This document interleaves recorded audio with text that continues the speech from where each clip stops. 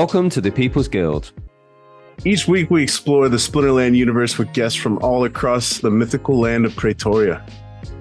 Join us on our journey as we discuss the evolution of the game, the strategy, the lore, and the exciting path that lies ahead. To support the People's Guild, make sure you subscribe, rate, and review wherever you get your podcasts, and also check us out on PeakD, YouTube, and Twitter. Send your questions, suggestions, and epic battles in our comments through Twitter or email at thepeoplesguildspl@gmail.com. We'll feature the best in our episodes and maybe airdrop you some prizes. Thanks for tuning in and enjoy the show.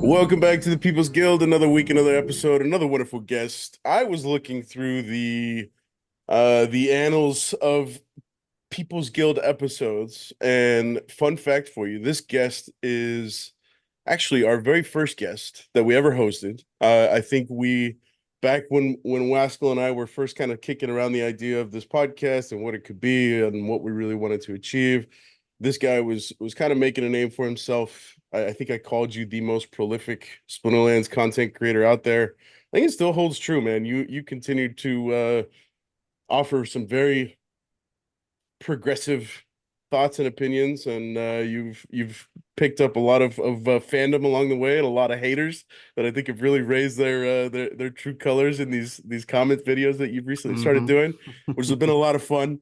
It's been fantastic watching your journey, man, and it's been far too long. Well, the last time we had you on was better part of 2 years ago. So without further ado, a very proud welcome back to Aftersound. What is up, man? It has been way too long.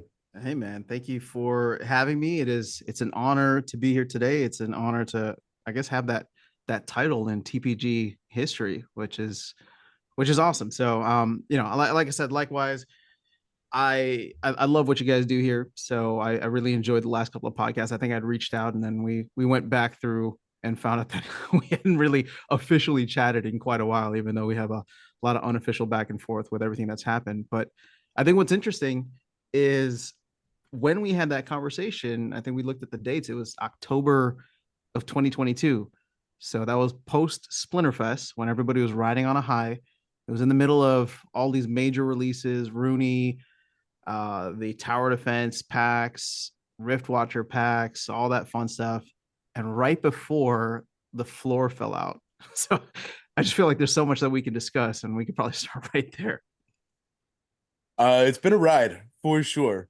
Yeah, I think SPS, I wish SPS, I had the exact price. I want to say it was close to 10 cents. It was like you said, in September. Yep.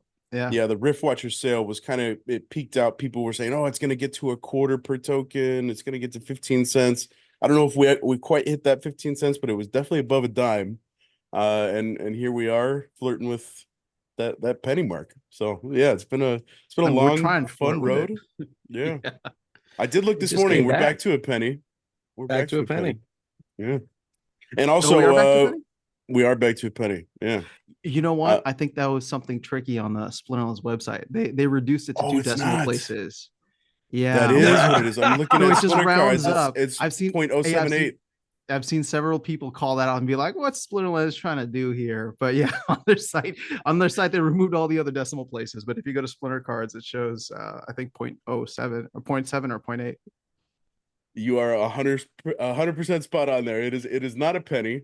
So psych for all of you fact checking over at splinterlands.com. Go to Splinter Cards and look for the real price action there. We've also got our buddy co-piloting once again, Fat Jimmy. This episode, marks 2 in a row. We got co-hosting Jimmy. Hepthorn is still out in Italy, sipping on some Italian beverage and eating pizza on the coast with his family. So safe travels to our good buddy Hep. But welcome back, Jimmy. Thanks for having me again, Jimmy. Yeah, buddy. All right, Aftersound. Well, you continue, like I said, man, to churn out some really, really cool stuff. Great ideas. I want to know, man, where do you consistently come up with this stuff? Do you just have like a running drawing board of ideas and you're tossing darts? Because I feel like you're always a step or two ahead of the curve in calling things out. Your analysis is always spot on, and then not every video that you turn out ages like wine, but Most of them don't.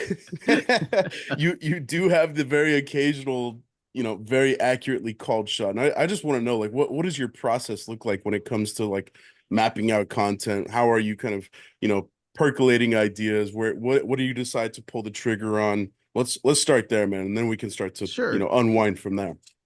Yeah, I mean, for those familiar with the channel, most of my videos are quick hit, like 5-10 minutes or under, and a lot of the ideas are just like passing thoughts that I have that I want to capture in one way, shape, or form. And if I didn't have the channel, I'd probably be spending more time on Discord. But what's kind of fun is just being able to capture that in a video format, being able to talk to it a little bit more than just typing out some text and hoping people understand. So there's no rhyme or reason. There's no like overall game plan. Usually I'm just looking at the game and economy, and it's the game economy and what's fascinating to me about it. And I just try to, I don't know, man, I just try to come up with like ideas that I think could be helpful, even if they're half formed. I mean, a lot of times you'll hear me put some kind of disclaimer on that says like, take this idea and run with it, poke holes, right? Like for me, what I really like about Splinterlands and where it started for me right back in 2021 and where it's continuing to go is that, despite the everything that's happened and even with the team resources and all that, I do believe that they listen to the community way more than any other project out there, right? And I've tried to explore as much as I can, but they're really on the ground. And maybe part of the bias is the fact that I know a lot of the team and they're like, they're in Discord, they're on Twitter, they're listening and trying to take some of these ideas and run with it. So for me, it's like, I don't have an ego about it. I believe, especially with like a DAO-like system that we have, the best ideas win. So if I can just put an idea out there that's half baked and somebody takes it and turns it into something awesome, right? Because in Web3, that benefits everybody, right? If they can do something that benefits the game, asset prices go up, and hey, I like the game, so I own a lot of assets, and I'll be happy in the long run. But that's really the most thought that I've given in terms of the types of videos and ideas. What's been interesting now is because my schedule has been a little bit crazier, and so I haven't been able to do the consistent live streams, and I've jumped into more of just trying to answer comments through video format, and that's given a lot of ideas now because again, I think community has a lot of fantastic ideas that they just post in a comment somewhere or they post on Discord, and sadly or unfortunately, because of the wealth of comments and just traffic that happens, a lot of the stuff gets buried. And so if I see something that's cool, I'll try to shine a light on it and be like, hey, this person presented an idea, I think it's pretty cool, right? And so or I'll try to expand on it and just kind of do the community thing. 2 minds, 100 minds are better than one. Yeah, it's been a lot of fun watching. I think you hear from anybody who's kind of in the creator space, anyone on Discord, anybody on the team, the community is so chock full of brilliant minds, and we're not at a loss for creative solutions to a lot of stuff. And I feel like more than most, your channel kind of lends itself to fully exploring, and we've watched your subscriptions kind of climb. What are you at now? 3K, something like that? I'm at 2,300 or something. I mean, it's definitely slowed down, but what's been fun is despite the downturn, like activity on the channel is up. Like, so people are still engaged, even if they're not the biggest fans of what's going on. But what's funny to me is people aren't leaving, and I don't know if everyone's just like hedging their bets or whatever the case is, but they still have opinions. And to me, that's kind of the most important thing. It's because when people become apathetic, that's when they truly leave, right? And I'll give a shout out to my friend Darkest Night, who, I mean, he doesn't even know the last time he logged into the game, which in my opinion is a huge loss for me personally, because I like being able to talk about the game, although we're friends outside of that. But I think it's a big loss for the game to lose someone like him, because he was one of those big spenders without thinking about how much. I mean, he wasn't even pulling stuff out of the game, right? He was always just spending and buying cards. And if I'm understanding the team's direction now, they want more folks like that just want to come in and collect assets because they like collecting assets. And so if they can be successful in that, I hope that they can bring more folks in, and I hope that they can bring someone like him back. I mean, it's funny we're even talking about this because I was literally on the phone with him earlier trying to lobby him back. I was like, hey, SoulKeep's here. And he's like, okay, cool. And I was like, all right, I'm just going to wait until SPS is a little bit higher, and then I think you'll start paying attention again. When did he leave? How long ago did he stop? He left, excuse me, he left, I don't know, the second half of last year, probably after, the big change. I think the big thing for him was the battle helper ban. He wasn't a fan of that. And I was on the other side of the fence, respectfully, with him. But he wasn't a fan of that because for him, he looked at the terms of service and felt, it can't be enforced, or if it can be selectively enforced. And he just, I don't know, it rubbed him the wrong way. And so he wanted to be able to play in modern without having that. And it just kind of, things move from there. But I don't know what his vision for the game was. In fact, I'm not trying to make any assumptions for him, but I don't know that he ever had like a vision for the game. Like, he's a true gamer at heart. Like, every night he's playing some game, right? So he enjoys it. And I think for someone like him, he played it. We got really into it that year in 2022. I had a ton of fun with it. And I don't know if he just got burned out over time, seeing a lot of the salt in the community, seeing asset prices go down. For me, the difference was I was sold on the vision, right? Vision that Aggie had when I first came in, of like creating this sprawling ecosystem of games, which is kind of crazy now that we finally have tower defense or SoulKeep here. But even that has been scaled back because we're not going to have that anymore under Matt. I think the focus is primarily on Splinterlands, and any other new games coming into the ecosystem will go into the Invenium platform. Either of you guys touch the SoulKeep stuff yet? I did. Played some levels yesterday. What about you, Fat Jimmy? I popped some packs at I think I had like 700 packs all from pre-sale and stuff. That's been doing it. Popped about 200 packs the other day, yesterday I guess it was, I think, and started playing. Not sure if I'm playing the free version or the cards version. I can't tell what's going on yet. I haven't had hours to dive in, but I didn't lock my cards yet, so I hear you got to do that. I'm trying to determine, like, do I want like level 3 towers, or is it better to like one level 3 certain tower? Or is it better to have like 3 level 2 versions of the same tower? I have no idea yet, so I'm kind of taking it slow and seeing how that all works. Honestly, it's fun though. It's fun playing it. It's been fun to kind of explore a new meta within like the game. I mean, it's so disconnected from Splinterlands now, and I think the original vision we all had of like, ooh, I want to take my Pellicor mercenary that I don't use in Splinterlands and stake it on this tower to get extra, power or something like that. I don't know that will ever happen, but it's just nice to know that supporting the game and playing a game, and for me, I enjoy tower defense, so being able to play a game that is within the same ecosystem will hopefully have benefits, right? So I was trying to buy some tournament tickets yesterday, and you got to pay DEC for that, so hopefully it'll turn into a little bit of a DEC sync for us. How is it compared to other tower defense games you play? I mean, I don't know, they're like all the same in my opinion. The only tower defense game that's ever stood out to me, this is gonna be a very deep cut if anybody's ever heard of this, but the tower defense game, there's a tower defense game called Castle Must Be Mine. It was, I think, made by some Chinese developer. I played it in VR on the HTC Vive back in like 2016, 2017. And I don't know, I loved it because it was live, right? But you were standing there in the mix and could like direct your heroes and move stuff around. Obviously with this, it's more of an auto battler, so it's not even as dynamic as that, but I like it. I'm just a sucker for tower defense games. It's basic. Everybody's joking that it looks like it's got Nintendo 64 graphics on it, but I don't think that we need games to be amazing and polished. I mean, there will always be a place for that. I think what makes Splinterlands fascinating is it's fun. There's an interesting meta, and for me, there's an even more interesting kind of like game economy that we all participate in. So I love the fact that they have, card rentals and card sales, all that stuff available day one. we're all trying to figure out what the meta is. I'm already seeing people talk about like, yeah, there were already memes being posted, which is funny because it's just like, oh, go with the recommended towers and spells or just spam this one. And so immediately I saw that and I was like, let me go check the market and see what the price of this tower is, because it seems like people are figuring out that this tower is OP. So, it's new game. It's fun. So still in the honeymoon phase. Which tower is that?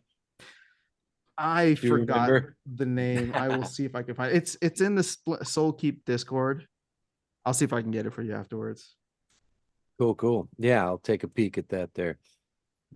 But yeah, I like the graphics. I kind of like those, it's kind of like a cross. There's some stuff is, really highly detailed and some stuff is kind of vintage looking. It's a cool little hybrid in my opinion.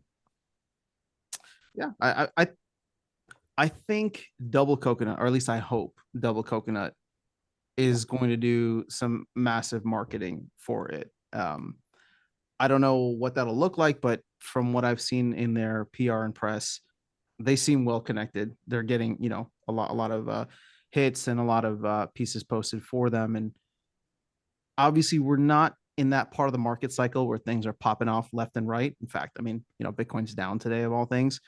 So I'm just being patient with it because I do still think that SoulKeep can be very effective. They have a nice free to play element. And if you jumped in, Fat Jimmy, I'm sure you saw that there was a tutorial built in. And as soon as I saw that, I was like, I wonder if this is what the Splinterlands team is trying to create, right? Where you're the first time you hit battle or whatever, you automatically go into some kind of walkthrough that tells you, hey, this is a tower or this is a spell or this is whatever. And I think having something like that for Splinterlands would be incredibly helpful too, where it's just like, there's 3 attack types. This is generally how you want to do it, unless the rule set is different, right? These are the different types of rule sets. This is your mana cap, just very basic things. And now I get what Splinterlands is trying to do, because I haven't had to like onboard myself heavily into a new game in recent history outside of this one, but it was helpful. And I think that'll be hopefully a game changer for Splinterlands when it comes through. I was listening to the Monster Math show. Maybe it was yesterday. It must have been yesterday. Yeah, I saw you in there. Yeah, shout out to Neil and Brandon VetV for always holding it down over on the Monster Math show, and VetV called something out that I think is really critical to kind of point our attention to, in that everything was integrated in a singular update. All of the mechanics were available instantaneously with the market changes. You could navigate to SoulKeep assets. You could navigate to the SoulKeep game.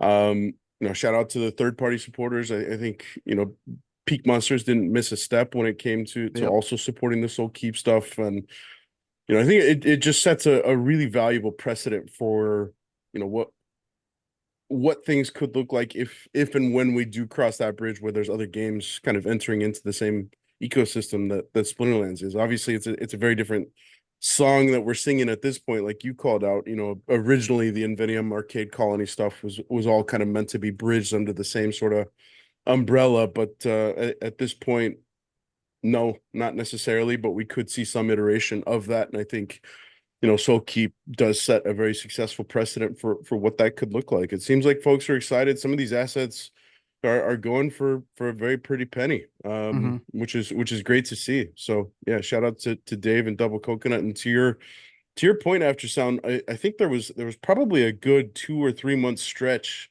where we saw some pretty heavy hitting publications touching on the Double Coconut SoulKeep stuff. When is the last press release we saw from Splinterlands? I don't know. Yeah, exactly. I mean, they had a press release just to say that they bought the game, right? So it wasn't even like a release or anything. Yeah. So,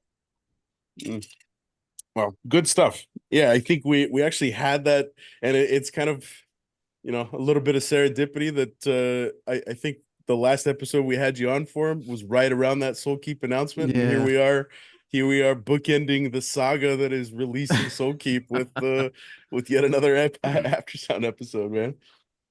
I just try to be relevant whenever it's time to be. So, going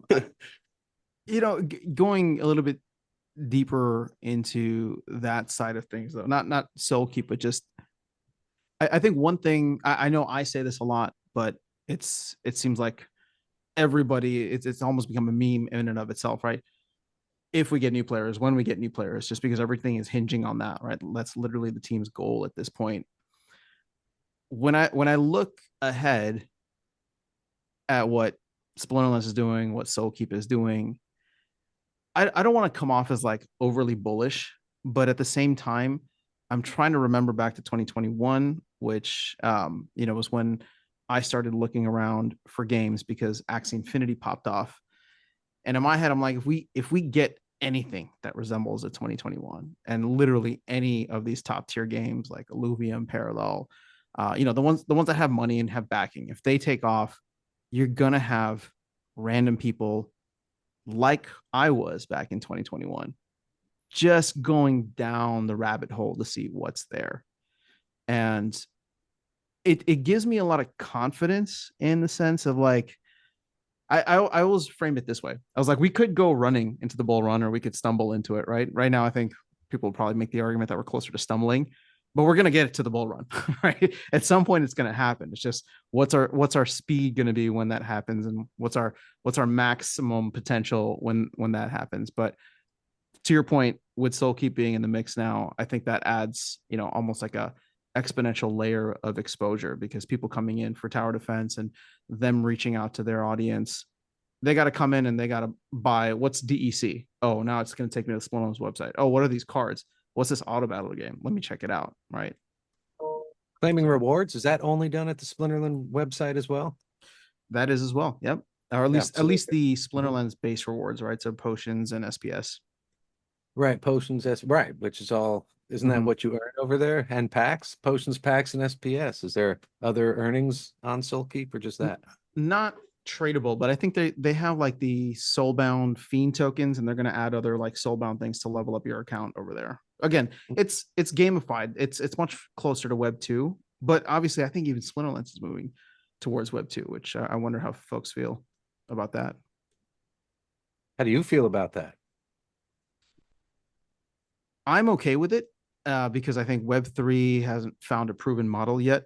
I was literally just talking about this in one of the Q&A videos today, but I think the only way you can support Web 3 without draining your users of money is having outside capital consistently come in. And I always point to Fortnite, who has all these like partnerships and things. It's just like, if you're getting advertising dollars or promotional dollars from other companies and being able to bring that in and use that as play to earn rewards, that is consistent, that is sufficient, that is sustainable.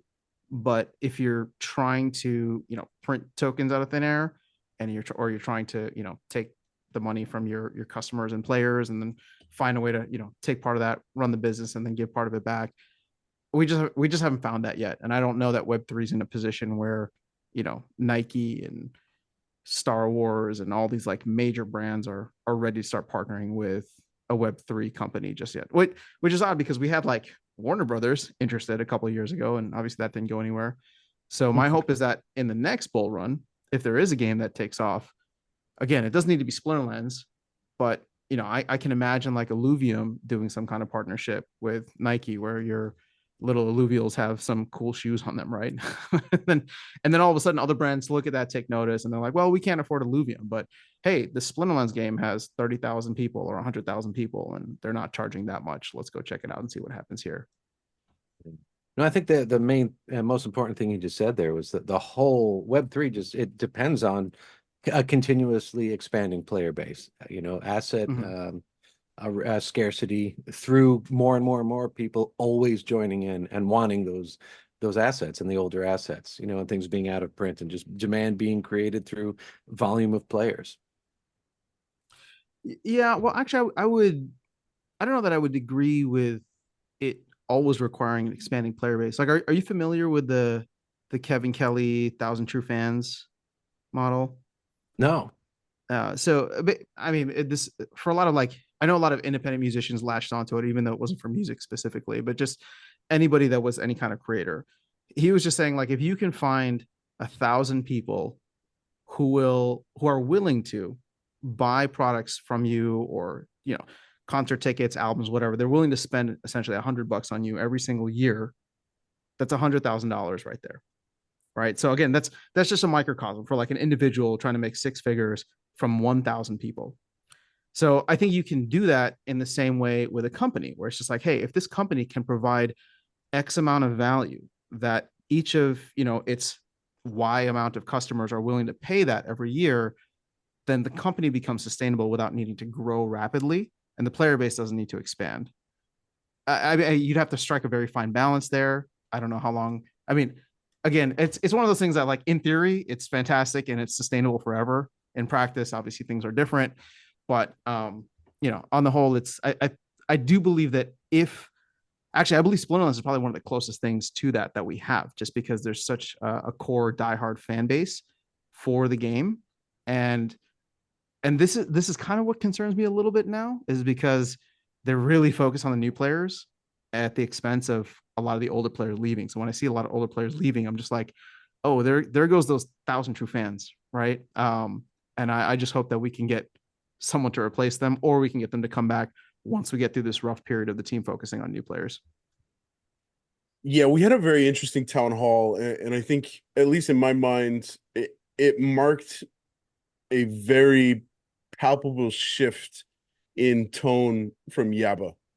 I don't remember him ever, he's kind of hinted at his line in the sand, and he's kind of hinted at, if you don't like the direction that we're going, there's the door, don't let it hit you on the way out, sort of thing. But he came out all spine last town hall, and he kind of capped it off with a definition of, or his definition of Web3. And I've seen some conversation around that. It was different from, I think if you talk to 10 different people, you're likely to get 10 different interpretations of what exactly is Web3. But I think that marked the very first time for me that I can remember distinctly what Yaba offering a definition of Web3. And it was very different to what most folks, I think, you would talk to in Splinterlands, how we would define Web3. I think you touched on this a little bit in your 5 biggest takeaways, but I'd love to kind of hear a little bit of expansion on your take of Yaba's definition of Web3, if you can recall what it was. Yeah. I mean, I'll do my best to kind of parse it out and summarize for him. I don't want to speak for him, so I apologize if I'm mischaracterizing anything. But my understanding was he was distinguishing a very fine line difference. Actually, maybe it's not that fine line of a difference, but a difference between Web3 and play to earn. And I think a lot of us conflate that because that's just kind of the space that we're in. So it's just like, oh, well, I should be earning assets, and every asset or everything that I win from a game should be an asset. It should be tradable. It should be on the blockchain. It should be an NFT or a token. Whereas for him, he was taking more of just, I guess, Bitcoin blockchain ethos of like decentralized, trustless, verifiable, right? And so having that be the core vision all of a sudden took all of the wind out of the sails for the arguments that, like, hey, everything should be tradable, right? People are complaining about Soulbound cards and the unlock costs, and it's just like, hey, well, I mean, we just went a level below that, where it's just like the rewards, nothing in the game even necessarily needs to be tradable or tokenizable for Matt to consider it as a Web3 game. So I thought that was an interesting approach. Like you said, it was the first time I think he's come out with something that that crystal clear in terms of his kind of perspective. I don't know that changes much for me personally, but that's only because I'm coming from the camp, and I know that this probably is not popular. I do think that you need to have a lot of soulbound items in a game, right? So going back to Fat Jimmy asking about like our shift to Web 2, I think it was inevitable, right? And you're seeing a lot of the games that are popping up now kind of have that built into them already, right? A lot of Web 2 elements, or primarily Web 2 with Web 3 elements, whereas we started not Web 3, maybe we were like Web 2.5, and now we're shifting back a little bit closer to Web, I don't know, 2.1. I'm just follow me on the metaphor, right? But at the end of the day, I look at this and if somebody's just like, well, this game isn't even play to earn anymore because I have to, I have to pay to unlock my rewards in terms of the cards.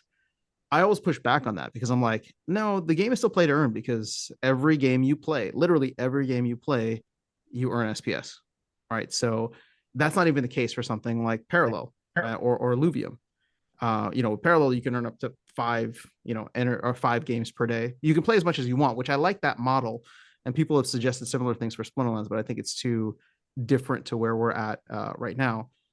But if you play any game, it still blows my mind. If you play any game and can earn money that can instantly be transacted or tradable, right? You can take that SPS. Well, you can't take it immediately, but within 4 weeks, you can unstake it, trade it out, sell it for USD, Bitcoin, whatever it is that you want.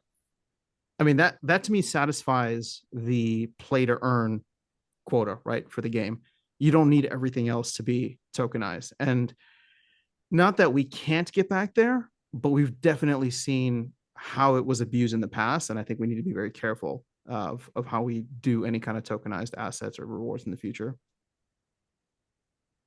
Well, this was a big topic last week with Crypto Eater. I know it strikes very near and dear to guys like Jimmy and myself. Maybe not for the same reasons, but we're both, and I'm gonna speak for you here, Jimmy. Both of us are very firmly in the camp of, cards should not be soulbound, or they should be immediately accessible in some way, shape, or form, just in the name of evening experience for new players. Wasn't the whole premise behind introducing soulbound cards was because of extraction, right? And I feel like we're at a point now where the extractors are gone. I expect we'll see a little bit more wild pass movement as we start to see kind of the SPS tank balance out on the wild side of things. And once we have a better picture of what is that SPS earning per battle, given, XYZ collection with XYZ SPS stake on your account. And I suspect we'll see a few more, purchases kind of trickle in, but the lion's share has already been made as far as I'm concerned. I don't think we're going to see that number, 2, 3, 4x to, I think Yaba predicted 10,000 accounts we would be seeing in wild, something like that. We've hit 40% of that, maybe we'll hit 50% of that in the next couple of seasons as things balance out. But correct me if I'm wrong, guys. I feel like Yaba's number one priority with introducing soulbound cards was to limit the extractors. With that being solved, do you guys foresee any sort of move? Is Yaba playing his cards really close to his chest on this sort of stuff, or do we feel like is the future going to be primarily soulbound? And I think a lot of the rewards, I have no problem with them being soulbound. I think the accessibility is the biggest asterisk for me. But yeah, I'd just kind of like to hear your thoughts on that Aftersound, and have we solved the extraction piece of the equation enough to where it's worthwhile considering maybe we start to swing that pendulum back in the other direction in terms of allowing non-soulbound cards into the mix? I mean, okay, so let me first add something to that with Matt, because he said this several times now, so I think he means it. In addition to your thought on your opinion of soulbound cards and why he added them in to reduce extraction, it was also to encourage or even enforce playing, right? Because otherwise you can just go buy stuff off the market. And he said that several times, where he's just like, before he wouldn't even play. He would just wait until people were selling the cards and then he'd just go buy them. So it forces people to play, and he likes that aspect of it. So there is that. I don't know that we get around that, because that's kind of diametrically opposed to being able to unlock them right away for non-extraction purposes. Help me understand one thing real quick though. Are you opposed to an unlock for soulbounds? Unlock cost? No. Okay, So I had privately reached out to Yaba with Vet V and I were working on a proposal that saw Soulbound cards immediately unlockable for an astronomical fee, and as we progressed through that set, that fee would come down. That was the proposal that we pitched Yaba on. So I mean, I don't have a dog in this fight, so I actually wouldn't mind seeing cards be immediately unlockable. And I don't even care what the fee is. I mean, not that I don't care, but I think somebody smarter than me can come up with the fee. You guys had an idea of making it astronomically high, which makes sense. But it's going to be whoever wants it initially, right? It's gonna pay a premium for it, is what it comes down to. But I'm actually on board with that. I think that would be fine, because that would still reduce extraction to a certain extent, and only the people who wanted the cards, it would be completely demand driven, right? It's like nobody's going to pay the unlock fee, whether it's astronomical or whether it's reasonable. They're just not going to pay the fee if nobody's going to buy the card, right? It just doesn't make sense. So I'd be on board with that. But again, Yaba said many times he wants people to be forced to play the game, or at least he wants to force himself to play the game, rather than having all the cards just be available. Which I get your concern. I think you had voiced this several times, but again, with Crypto Eater, there is a potential for new players coming in, especially like if we're 6 months or 8 months into the cycle, and they're just getting beaten by the Izzyars and Kulu masterminds, and they themselves on their journey are 6 to 8 months away, and they're just going to keep getting beaten down and not be able to progress past a certain level. That could be discouraging. I don't know. I mean, it's hard to say, like, is it discouraging enough that they leave the game, or could it have the kind of reverse psychology effect where it's like motivating, where it's like, oh, I can't wait to get this card, and every time I beat someone when they use this card, it makes me feel better, right? In the same way where I remember the first time I was able to beat Kitty back in 2022 with Kelia, I was like, oh yeah, the game's finally starting to feel a little bit more balanced, right? It gave me that little push of motivation. So I think it can go either way. I understand your concern. I even validate it, because I think there would be a subset of players. I just don't know how to quantify that. Yeah, there's a really fine balance there. Oh, go ahead, Jimmy. No, definitely fine balance there. Yeah, a couple things about that too. Yeah, I could totally see, someone trying to play more to get that card, then you finally get it, you're psyched. When you don't get it again and again and again and again and again and again, Pity timer. that happens. Yeah, exactly. That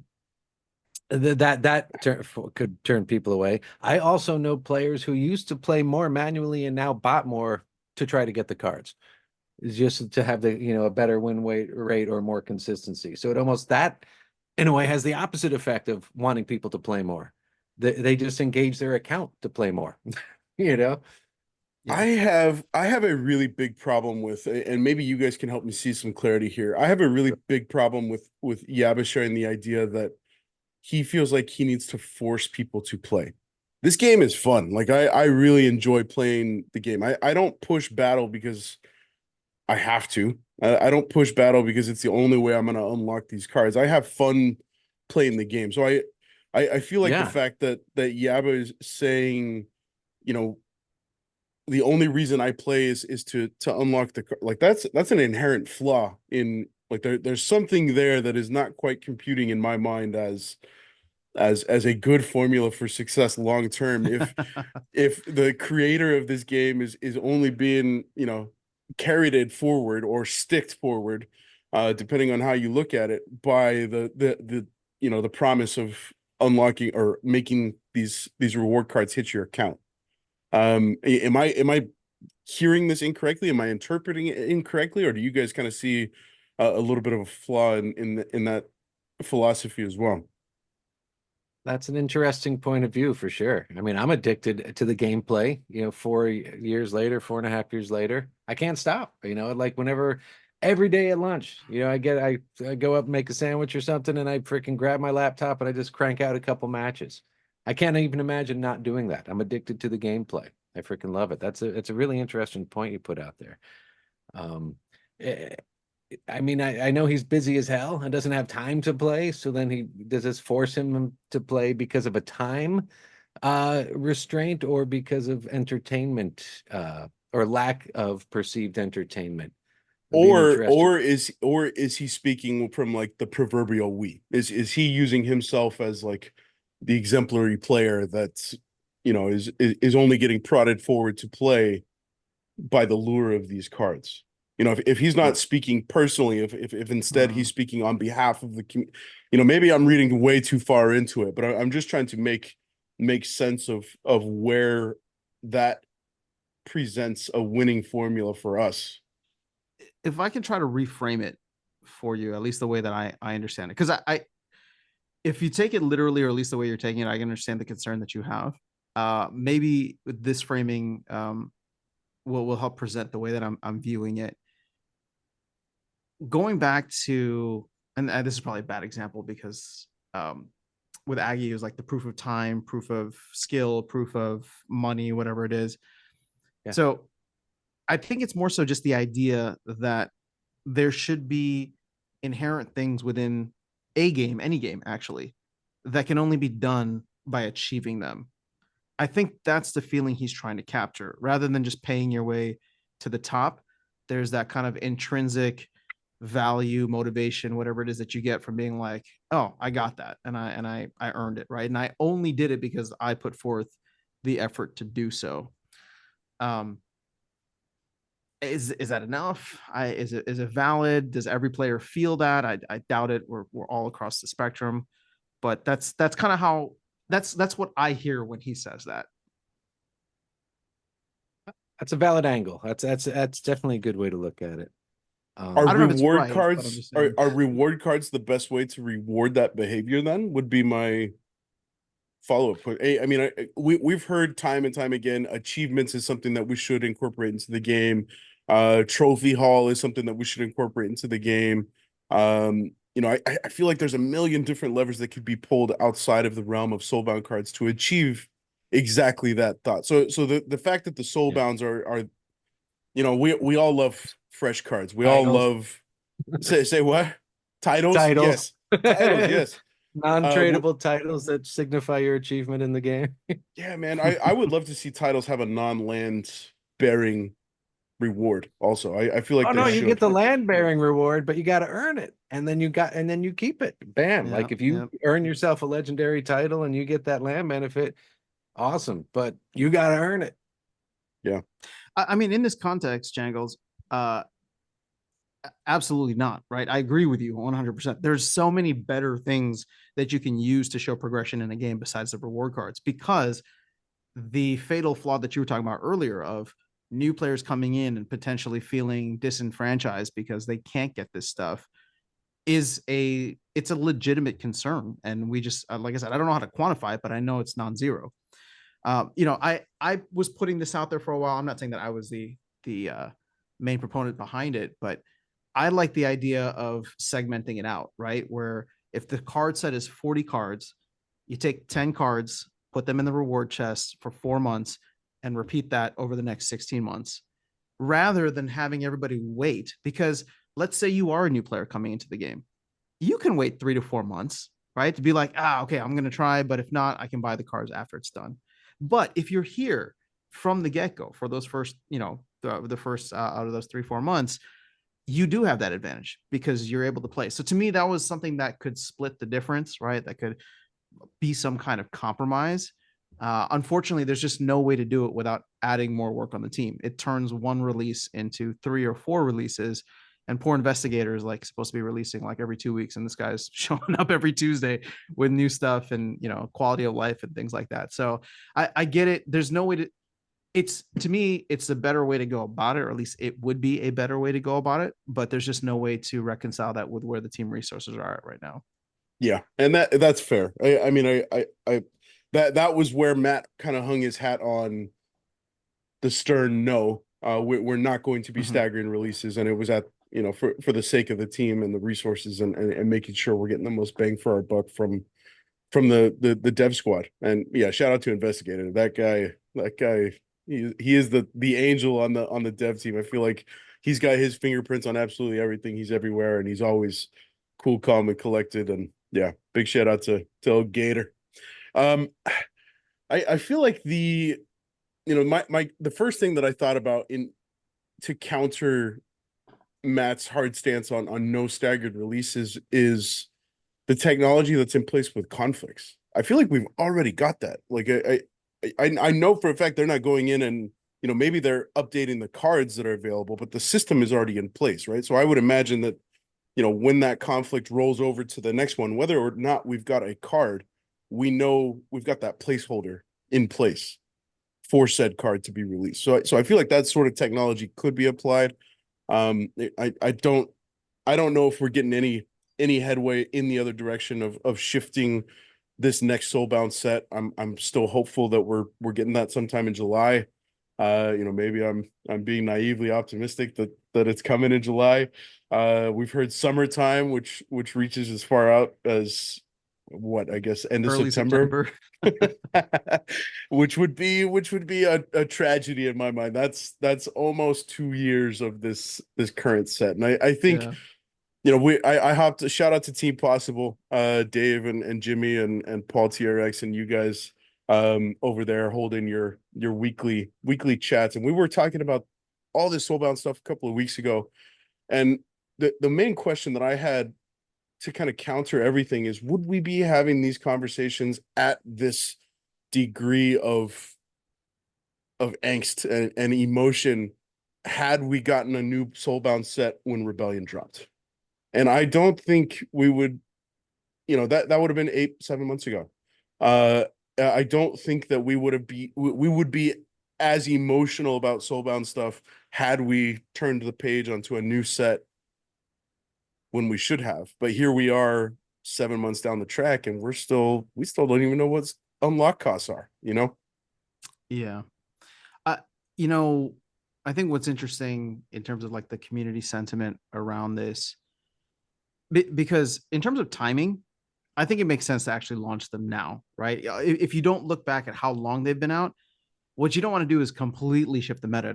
It's actually fun to have like, okay, Rebellion packs are out, and then after a period of time, then the Rebellion reward cards come out. Again, maybe that's just my opinion, but I'm okay with the timing of that in a vacuum.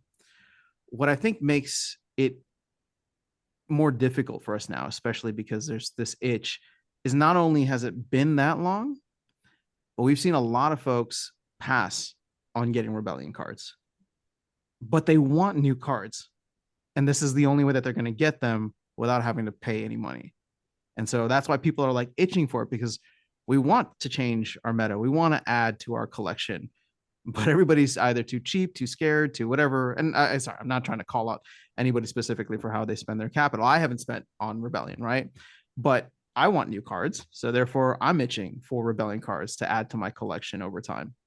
And so I don't know. That's, I talked about this in a recent video where I'm just like, I don't know how they reconcile it, because if the Rebellion cards are anywhere near as good as the Chaos Soulbound cards, I mean, those are all so powerful and clutch for the meta that we've already proven so far to a certain extent that there's only a few Rebellion cards that you really need to stay relevant at this point. And then if everybody gets the Soulbound Rebellion cards, I think that makes the actual Rebellion core set even less desired, which is a scary thought. Now, that being said, I'm not too worried about pack sales. I think people will speculate by the end of the thing, and we'll hopefully get the EC back to peg by the end of the year. But in terms of like where the community is at right now and why they want it, I think it's not just the fact that we've had the Chaos ones for so long. I think it's also they're trying to level up their decks without having to spend additional capital, because even though it's down in value, you still have to pay a pretty penny to get, the necessary Rebellion cards to be competitive. I think a lot of people might be waiting till conflicts are over too.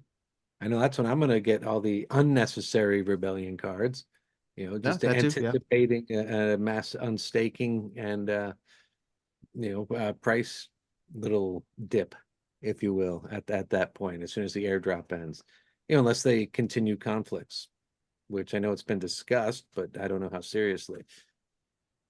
I think they have to. I mean, the system is there. It's actually, in my opinion, working quite well. they have at least 3 to 4 months, 5 months to figure something out. I would hope that they would have some kind of plan of action. It doesn't need to be rebellion focused, but in fact, I think if they were able to do something where you could soak up all those Chaos Agent packs and get, maybe they launch like, I don't know, a series of promo cards at the end of the year, and they introduce conflicts where all of a sudden, people are scooping up assets off of the marketplace. That could make things interesting. But again, I don't know what the capacity for the team to do something like that is. I just hope they have a game plan. Yeah, the conflicts present such a cool opportunity. I think we've talked at length about a few different avenues that could potentially be pursued with the conflict technology, and I would love to see it kind of come into play for the full scale of modern. So not just Chaos Legion, not just Rebellion, but Jimmy came to party. What's up, bro? I feel like he's ready to go to battle. But also Yeah. the Soulbound cards. Like if we could stake the full modern set of cards into your wagons to maybe play out what is your next promo card. I feel like there's something there where we can lean all the way into conflicts for the full capacity of modern. Yeah, the opportunity is ripe. I hope you guys are right. I hope we see conflicts continue and we don't miss a beat once Rebellion is over. It definitely should be ongoing. I forget who on the team was talking about that. It might have been Nate. Don't quote me there. Someone had mentioned in a town hall at some point in the past several months about, or heck, maybe it was someone on here when you were talking to one of the team members. I can't recall, but I do remember a team member specifically talking about, ways that conflicts can continue onward. It might have been Manser. It might have been, actually. It might have been. I think it's definitely something that should be obviously not top priority. We know top priority is new player experience and getting new players. Matt made that very, very clear in the last town hall, and I agree. That's incredibly important. But making conflicts an ongoing thing would be incredibly beneficial to the entire ecosystem, I believe. When it comes to the new player experience, part of me feels like it's, I don't want to say almost done, but if they're putting the back end for one-click set rentals, my hope is that we're going to get, the front end for that by July. The only other thing that I have on the docket is this tutorial experience. Is there anything else you guys are expecting from new player experience? Because if that's the case, maybe it takes another couple of months and we do go all the way until the end of September, end of Q3. But tutorials, yeah, and liquidity bots, those have to be in place for the shifting, the settlement of people settling and ranked where they're supposed to be. True, yeah. And that's a manual thing that takes some time. I know they're literally doing that manually, like one account at a time. So it's a process. Well, so I'm just thinking through this. We're at the end of June already, so we'll say Q2's done. That gives us about 3 months for them to knock out, hopefully, the front end for one-click set rentals, the tutorials, and the liquidity bots. I don't know about you guys. I mean, I'm still excited for Q4, regardless, in crypto. But we haven't even started yet. Yeah, like started. If they can get to a point where, okay, hey, we did all the stuff for new players. It took us 6 to 9 months, right, from the beginning of the year. And now here we are, and we're ready to focus in on all the cool features you guys have been asking for. That, to me, I think could be a really fun turning point, especially if it coincides with, the market number go up. And that could happen this year. Let's drill down on that one click set rentals. Is that going to be the big splash that we hear? I feel like there's a lot of wind behind those sales, and I just don't know if I buy it. I feel like maybe I'm putting on my Papa Bear hat for this one here, Aftersound. I'm stealing your moniker here. But I just don't see, maybe in tandem with a whole bunch of other stuff, but one click set rentals, by itself, it doesn't feel like that's the calling card to new players, right? Like it's a nice to have, but it's certainly not a game changer, I think, in my opinion. That'll be great to have. It'll be absolutely fantastic, but it's got to be in tandem with everything else. You have to have these players coming in here. We have no idea really what the new player experience is going to be. We had that graphic once of that wizard guy, who was like the little bubble came out and he was telling people, hey, do this or something. So we have no idea the extent of and how interactive this new player tutorial is going to be. If Nate has his way and had unlimited resources, it would be this incredible, submersive, and completely just absorbing experience that pulls you in and you become the character in the game and you just love every second of it. Ideally, that would be amazing. And as close as we can get to that, obviously, would be fantastic. We don't know the depth of what it's going to be, though. They've been working on it for months, and we have no idea what it's like.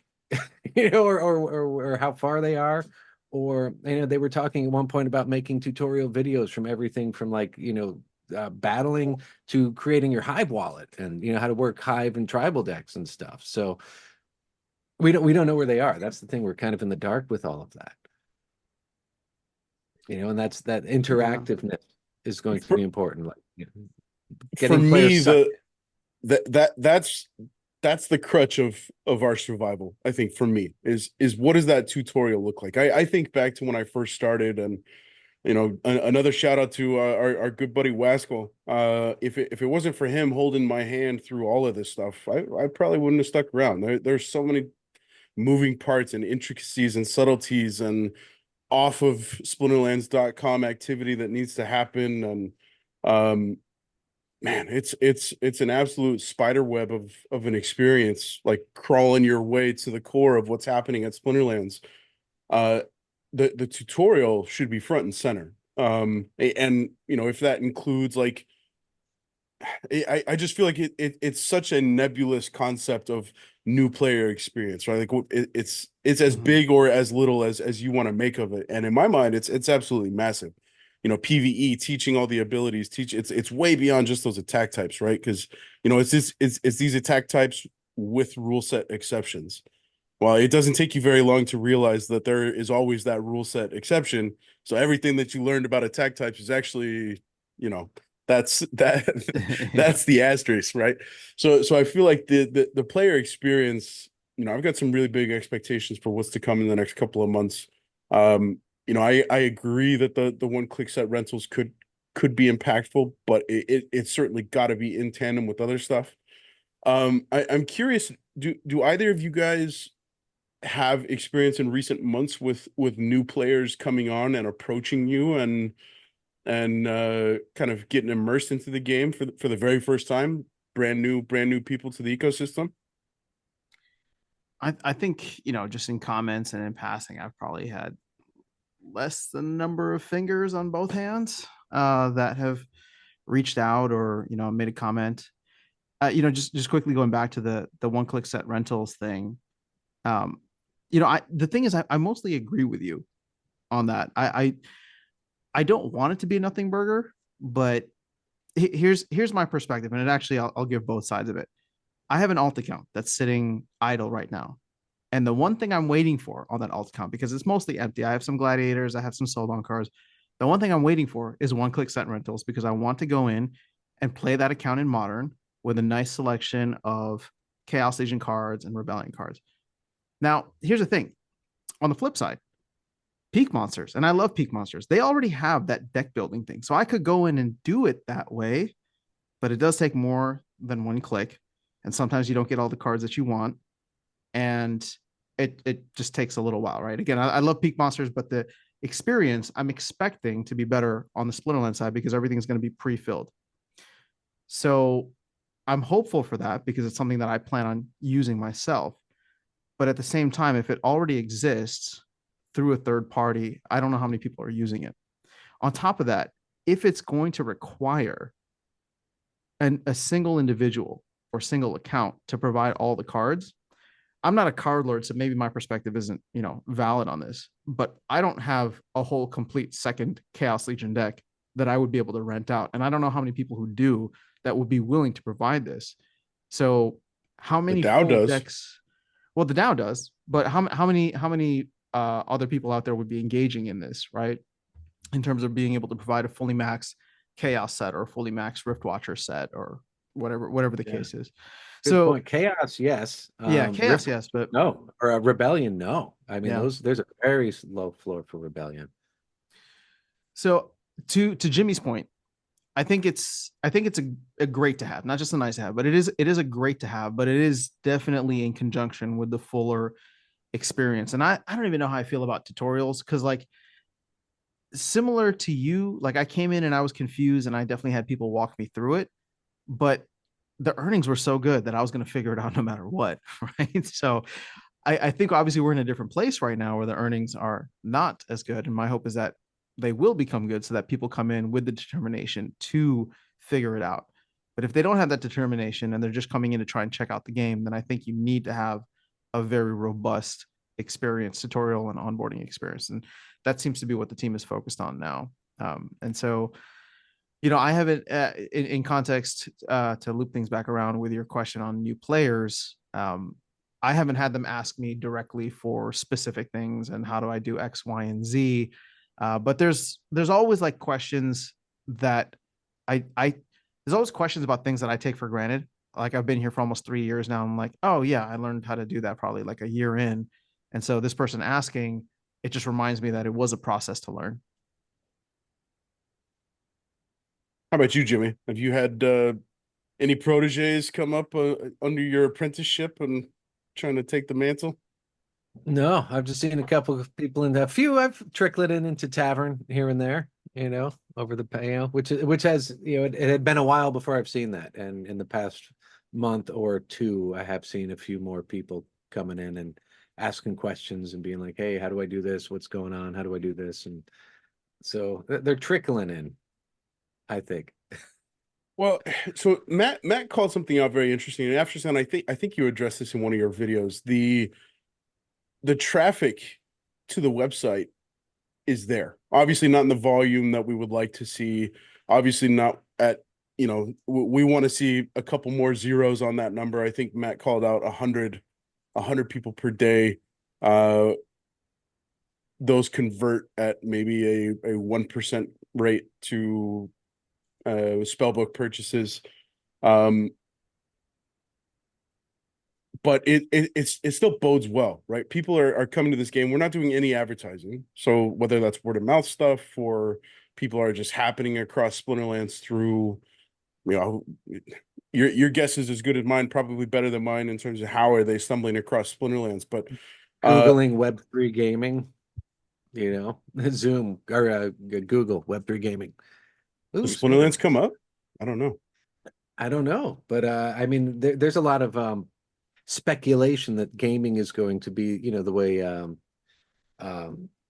each bull run has a little focus of things that kind of really get people's attention. That Web3 gaming is supposed to be the darling of this upcoming bull run. That's the speculation. Meme coins and Web3 gaming.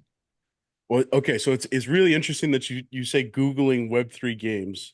Can you either of you guys care to guess what the top hit is on Web3 game Google search results? I don't know. Axie. It's still Axie, which is kind of unbelievable. So Skyweaver is there. I was just going to say Those are the only games I know. There's probably some high SEO results from 2021 in which Splinterlands was one of the few games that actually had a ship project or ship game at that time. So, you know, if Axie's still popping up wherever there's an Axie, you know, all those articles coming out in 2021 and early 2022, if Axie's there in the darling, in the footnotes, you're going to find Splinterlands and like all those other games that are probably not even around anymore. Interesting times, gentlemen. You know, you bring there's an interesting question that came to my mind too when you were talking about learning the game and rule sets. I'm curious. I don't know if either of you guys know the answer, or if it's something that would be pretty important as a consideration. You know, league levels have been removed, but we still have leagues. You still have tournaments. You're still in bronze, and you're still moving through bronze. I was actually talking with Nate a little last night in one of the chats where he was talking about ideas of how to incentivize, you know, people to move up and make it exciting to progress from bronze 1 to bronze 2. It's not just, you know, a label that comes up. There's actually some engaging and exciting things that happen to make you excited about it.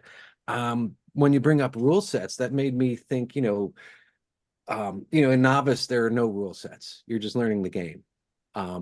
Once you get into bronze, silver, gold, champ, is there a progression of like more challenging rule sets coming up more frequently, or is it the same straight through from bronze to champ? I hit a lot of back to basics. I'll kick your ass and back to basics Let's every not talk time, about dude. back That's to my basics. favorite. My favorite. Come on. I think all the rule sets are available in all of the leagues, but if I remember correctly, I think 3 rule sets only begins in gold or something like that. Yes, You get that 2 sounds right. later on. That sounds Yeah, right. I wonder, but I wonder to your about. No, sorry, go. but to your point, that could be an interesting way to incentivize folks, where it's just like if you put more basic rule sets in the lower leagues and say, hey, the Mhm. game expands not just with abilities, but with rule sets as well as you get into silver, gold, diamond, champion. Right, just to keep things easier too, Yeah. I mean, part of that whole point is you're progressing through, as you go from bronze to silver, all the abilities change, and it's like, Yeah. whoa, and then, silver to gold, same thing, and then gold to champ. I mean, this is another thing I still don't I still think a lot of like people who played lower level tournaments didn't understand how difficult it was to go from a gold or a champ deck to a bronze or silver tournament, because you're playing cards based on abilities that you're just or you're used to having It's out a of habit. completely different game. Oh, it's a totally different game. You go to play something, you're like, oh shit, that guy doesn't have shield at this level. Yep, Oops. yep. And I don't have time to change my team at this point. And I would get crushed in the smaller leagues just because of those differences. But Yeah, I mean, it's interesting because I get the argument for having leagues as something that we've had before. The cards lend themselves well to it, and I actually still have fun going into tournaments playing silver and gold because, to your point, it is a different game. It's a completely different meta. And while I'm much more used to playing with whatever max cards that I have now, sometimes it's fun to just go in and try that out.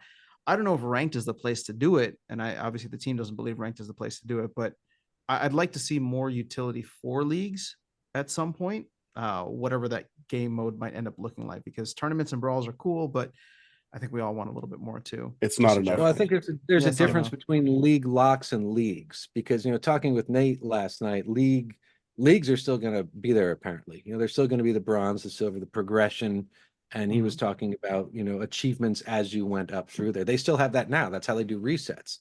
Matt's made it clear there, he likes the reset thing, and it's just a matter of how it fits into all the liquidity bots and everyone being where they're supposed to be. They're still going to be resets, so we're still going to have leagues. It's a different conversation than league locks, and or league limits, I should say, summoner limits. So the leagues are still going to be there, and that's what I was kind of just wondering about on does difficulty change per league with things like rule sets and stuff? Does it now? And if not, can it? I think it's a good idea to bring up to the team. I wonder if I mean, at this point, like I play in modern, I think I did 1 or 2 battles and I dropped all the way to silver there, and I'm playing against max level decks, right? So it's like that's just how pervasive, like, and how top heavy the player base is. So and we I also actually don't have the bots yet. I mean, the yeah, liquidity bots are being made as we speak. So I we're still. don't think it'd be a terrible idea though.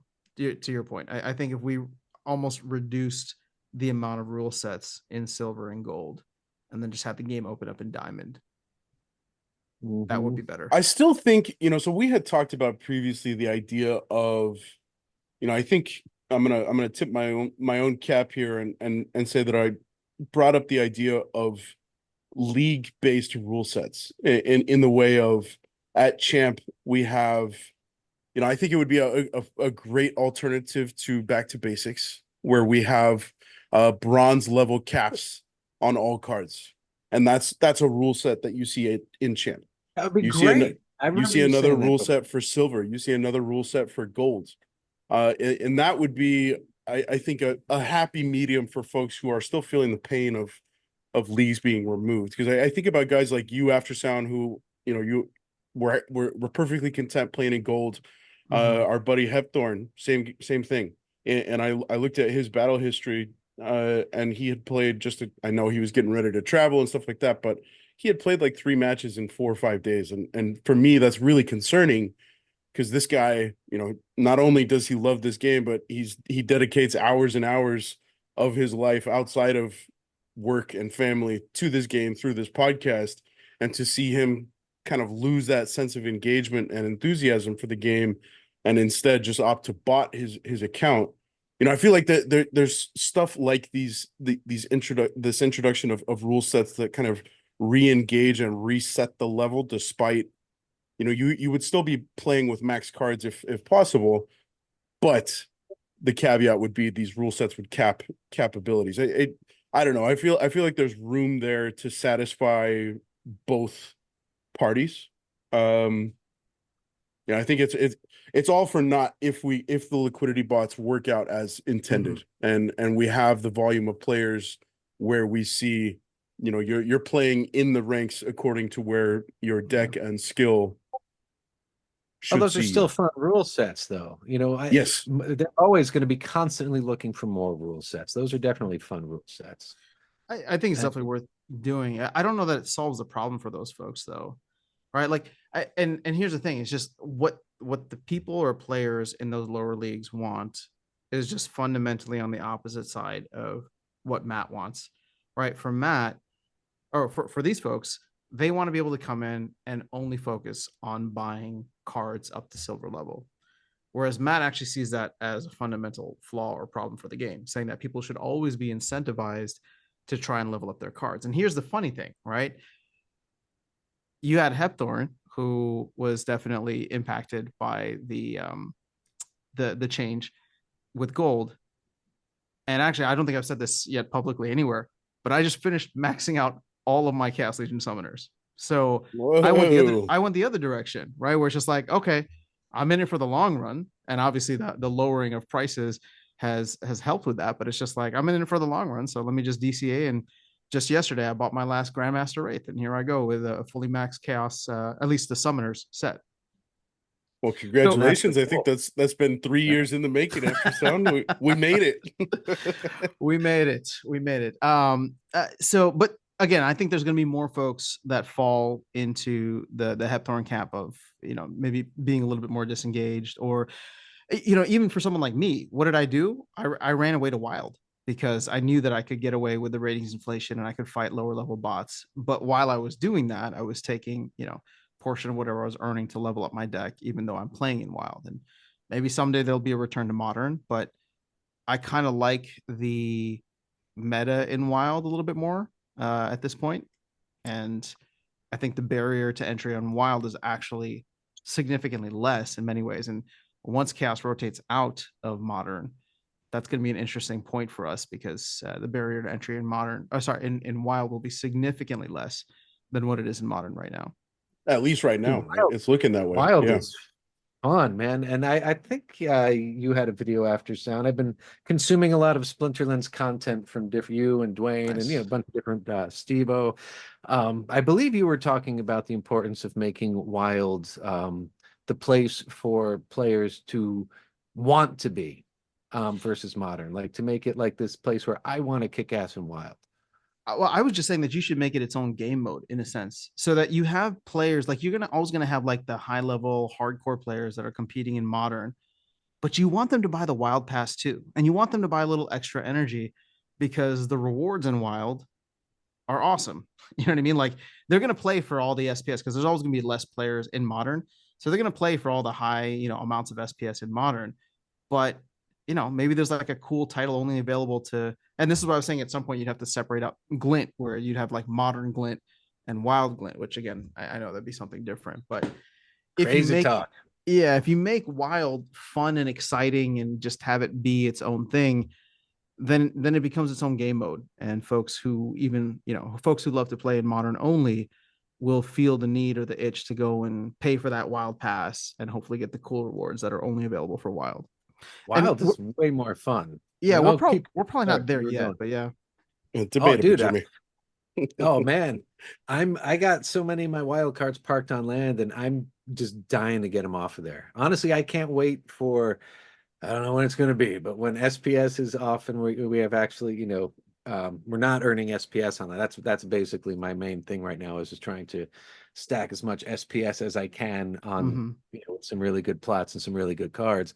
I can't wait to get a lot of those cards the heck off of land and into wild, back into wild gameplay. I miss them. I'll go to reach for my Lord of Darkness or my Elemental Phoenix or just something, and I'm like, oh, it's on land, and it sucks. and that is the struggle I want players to have who are on land and who are playing wild, to say, I have to make a really tough choice. Do I want to park that card on land to do whatever it's going to do there, or do I want or make wild so much more fun and engaging that you have to make that decision and say, yeah, man, I am going to pull it off land and put it on back into ranked gameplay, because it's so much more fun that way.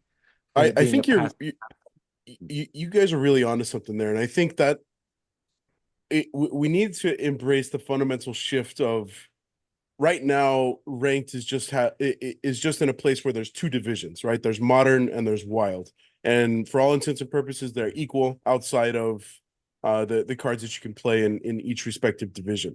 I would love to see where it is a different game mode, where like modern is maybe equivalent to the NBA. It's the cream of the crop. It's the most relevant current modern cards, and wild is something like Ice Cube's Big Three. We can introduce fun, like campy rule sets and unique rewards, and maybe you get glint multipliers for unlocking particular I would just love to see wild regain some legs and see some fun new mechanics that are unique to wild. Dude, there's a million things pop into mind all of a sudden, like tons of rule sets that can be unique to wild. No Untamed, or no Jotun, or just something like very simple and very specific unique rule sets that can be added in there. It would be a lot of fun. Yeah. Well, back to the earlier point, I think the pain of leagues being removed is unfortunately going to continue to be felt until we see things that allow for the additional utility of a fully built out gold deck see the full fruits available to that fully maxed out gold deck. So right now, you called out brawls and tournaments, and that's really it. Otherwise, you should count on playing a max deck on the other side of the other side of the draw. So until we get those additional game modes, until the volume, the liquidity bots kind of balances things out, yeah, I'd really love to. I mean, for all intents and purposes, how far out do you guys think we are from the team's ability to start to twist some of these mechanics and bring some of the stuff to life? Is that end of year stuff? Is that 2025 stuff? I don't know. It's going to take a little while, I think, because they're doing a lot of that manually with the bots. I know they're spinning up. Yeah, they just did a whole bunch. I don't remember exact numbers, but well over 1,000 accounts that they're building, maybe closer to 2,000 that are getting activated, loaded up, made. It's because it's not just going to be full deck and everything and let them go nuts. They're going to be different. There's going to be a variation in order to have decks be able to play at different levels. We should be naming some of these accounts after some of the folks we've lost in the wake of all these changes. I want to see a darkest night apparition come back to haunt us in modern. Well, you have to have the Hive account. You'd have to buy the Hive account from him to get his name. No, you just make a new one called Darkest Night Bot. Yeah, Darkest Night Bot. There you go. Yeah, Darkest Night the Second. That's 16 letters or less. There. I guess I don't know if that'll fit. Jingles, you were asking about the new stuff, right? If I understood you correct. That's why I'm saying Q4. Just because I'm giving them. I mean, originally I think they were hoping to get the stuff done in 6 months, which would have been actually the end of this month. But then there was a town hall a couple months ago where he said it could go, into Q3 as well. So at this point, I'm expecting, further. I'm expecting, what is it? We talked about one-click set rentals, liquidity bots, onboarding experience, and tutorials. And then any other kind of like tweaks, maybe, just simple additions to the Glint shop or feedback or things like that, or even like the tech modernization. That's what I'm expecting for Q3, which we're going to enter in by next week. So my hope is that we do see stuff by the end of the year. And if they are able to, it's not just, hey, we got everything done by the end of September and now we're going to get started. It's, hey, we've actually thought through a lot of the things. And once we're done with this, we're going to hit the ground running in October. And that's when we start to get a lot of the cool new features, game modes, whatever it is that they're focused on. And by game modes, I don't necessarily mean like, a sprawling new actual game, but what are we doing with conflicts? How are we incorporating research from land into doing more stuff? Maybe how are we getting more of the resources from land launch, right? I think you wanted to do all the natural resources. So that's the stuff that I'm hoping we see by the end of the year, and specifically October onwards. Have you gotten any feedback, either publicly or privately, from the team around the scarecrow idea? I mean, no, the only thing, somebody mentioned it in the town hall chat, and Matt replied, "That's a neat idea." So that was like a nice little win for me. But I don't know. I don't know if that'll actually. Huh? Yeah, that's where it stopped. I mean, here's the thing. I know a lot of stuff.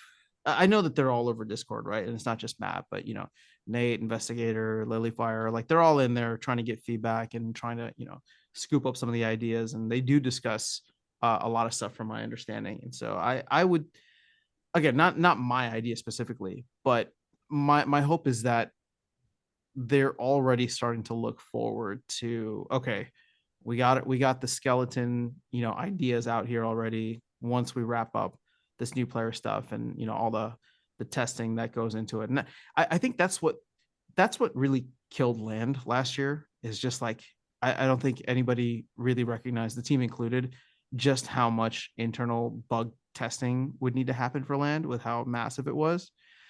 So once they're done with all the testing for, one-click site rentals and all that, then hopefully they'll be able to move forward with some of these new ideas. Well, it's shaping up to be a big 2024.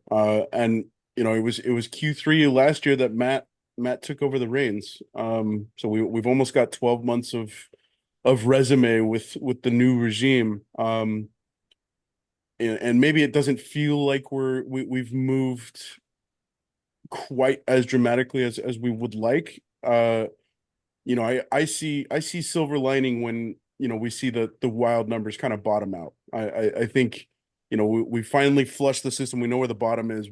We fingers crossed we can only go up from here. Chaos Legion is probably telling me to hold my beer when it's ready to move into wild. But that's the better part of a year away. So we've got another year to kind of shore up our foundations and figure out what is the best solution for that stuff. We're seeing stuff like, I think the Nifty arcade packs just saw a DAO proposal pass where we're going to be buying, burning DEC. Reality is it's just a drop in the bucket, but we got to start taking drops out of the bucket at some point, and that feels like a pretty solid start. Are we buying and burning DEC, or was that proposal just to burn all the packs and burn all the DEC that gets generated from the burning? I think it was a cyclical thing. So we burn the cards, and then we use the DEC proceeds to buy more cards to keep buying and burn packs. That's what got passed. I think so. Wow. I could be wrong. I remember reading that. That's interesting. That's dumping a lot of DEC on the market, though. But I think they'd have to. I could have sworn part of it was burning the DEC you get from burning the packs. But yeah, I just pulled it up. The purpose of this proposal is to determine a course of action for the packs and cards remaining on the accounts that were used to create the Nifty decks, since Nifty is no longer in service. If this proposal passes, all cards and packs owned by Nifty Bronze and Nifty Silver accounts will be burned to remove them from circulating supply of Chaos Legion, which is in line with the previous statements made by the former CEO, yada, yada. Any DEC received from burning the cards will be burnt as well. Okay, so yeah, maybe I've got it wrong. I do remember that idea out there, though, for the cyclical thing. So you didn't just pull that out of thin air. I remember it. I just wasn't sure what passed. To me, the thing is with the Nifty cards, like they weren't making a negative impact. I know people were upset about it, but like you could go and rent cards, like the same exact cards that were being offered on Nifty for like 10 cents a day. So like to me, yeah, sure, we're burning them and it's symbolic of the, the company honoring their promise, but at the end of the day, I don't think it's going to have any impact economically. And there's No, it's still just 2 gonna be million down packs plus. Yeah, so 2 floating million around. packs Yeah. unopened. Exactly. I mean, I'm bummed it didn't work. That could have been cool, and I'm glad that they rolled the dice on that one. It could have been a really cool onboarding tool if they were successful. If we helped during the when things were raging to drive traffic over there, and we didn't help them either. So it was kind of like, yeah, here's all these packs and all these things, but I'm just glad that we had it done. People didn't freak out too badly earlier on, and now we're following through and saying, all right, it didn't work, so we're burning everything. So we're not screwing anybody over. My unpopular opinion is that we burned them too early. I think that they still could have held a lot of value, and they were not having any kind of negative impact on the economy currently. Yeah. And we just weren't. The game and the market itself just wasn't in a position where new players were coming in mass. And so I don't know. I just felt like it's a missed opportunity. But at the end of the day, burn cards are burn cards. I'll take it. Yeah. Liquidity bots. I mean, we have ghost cards now and liquidity bots. I know they're doing some with real cards, but yeah, I see what you're saying. And one thing I do agree with Matt about in that last town hall, he was like, my goal is to turn the surplus of Chaos Legion cards into a deficit through onboarding a ton of new people. And that I think that's a very realistic and solid strategy. We just have to hit a number where we are onboarding a ton of new people. Yeah, but then my question is, where do they go once Chaos Legion rotates? Like, are we going to be? That becomes a problem, man. Because are we going to be able to make Wilds compelling enough to keep these folks? We have to, because there's not going to be enough Rebellion cards, but then if we do have a new set that we're selling, it's got to be priced right. That's another contentious issue. I'm a big advocate of $2 packs because I think that's priced right. Because we need those new players buying those new cards. And Rebellion's not going to be an option. It's going to be like Untamed during the last rush where you just couldn't get those cards. Prices were crazy. You just couldn't get them, and you were waiting for Chaos Legion to come out. Yeah, well, I've got $20 vouchers to sell when that happens.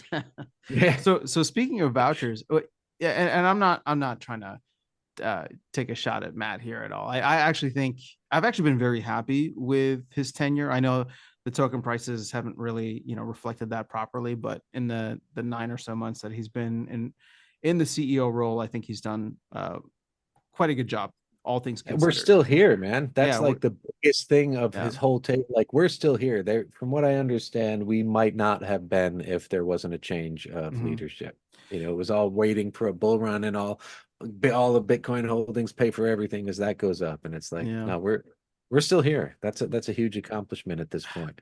The thing is, he's for all the things he's good at. The one thing that I think he was better at was just interfacing with the community and communicating, right? So for example, I one of the funny things, and I haven't even talked about this publicly yet, but it's just like when he took over, he had that whole like, hey, let's make vouchers scarce again.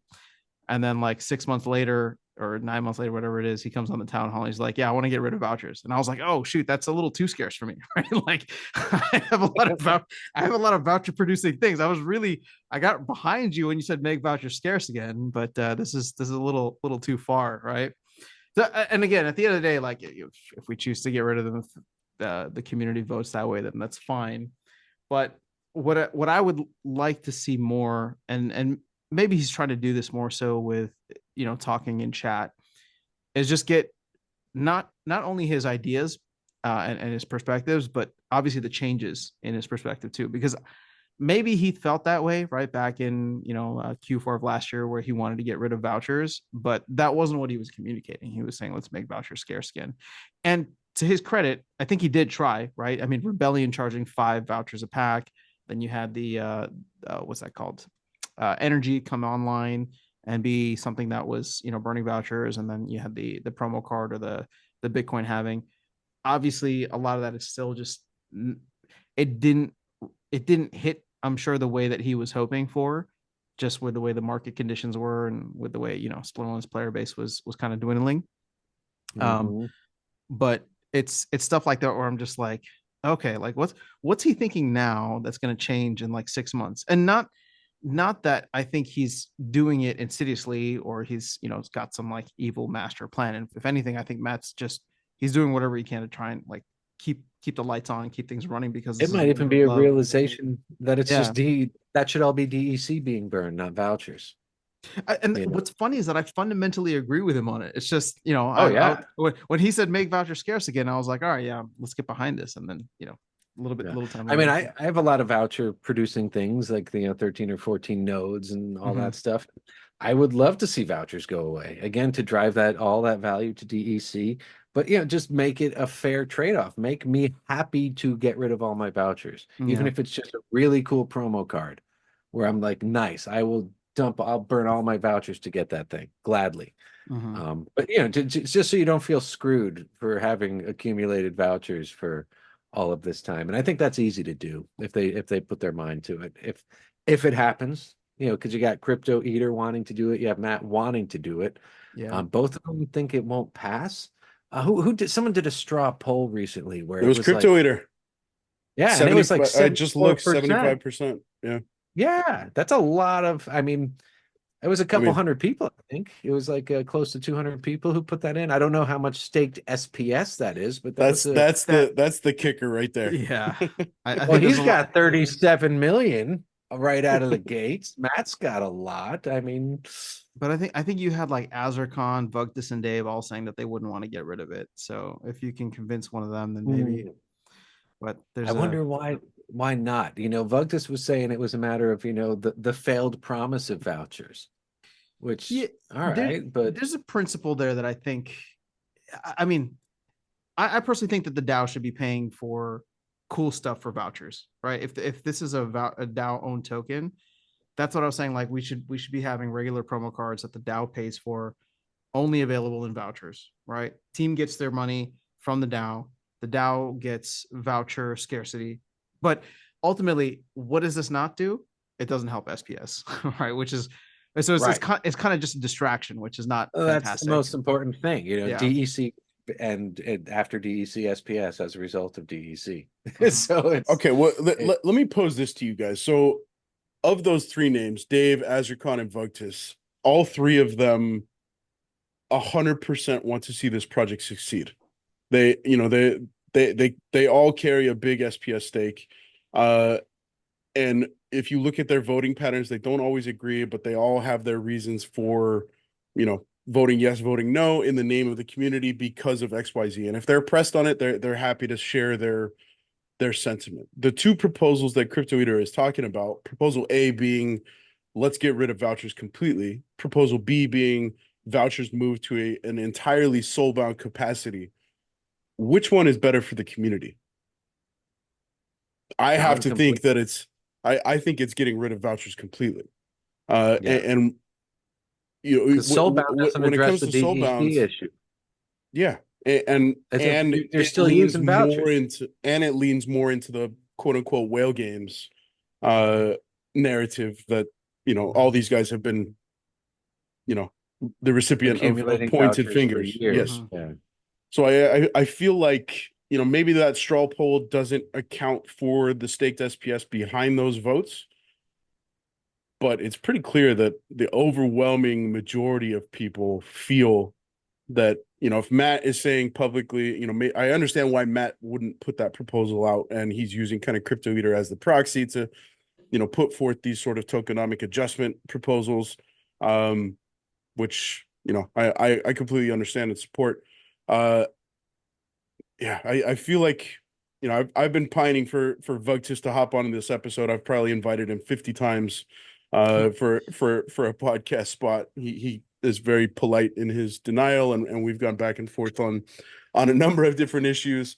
And I would pick up the mantle once again and ask him to come on and speak about this stuff, but I'm sure I'm sure I'll be relegated to some Discord DMs, and he'd be happy to tell me his why.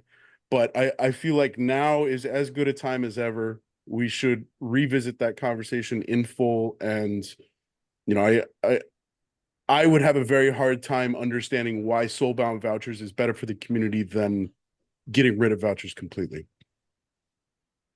Yeah, I think hearing all sides of that is incredibly important in all of these major issues. Like I didn't know how Dave and Azurkhan felt about that. I don't know if we're 100% sure that they're on that position. Just Yeah, to be sorry clear. if I mischaracterize anyone, I have no idea. Yeah.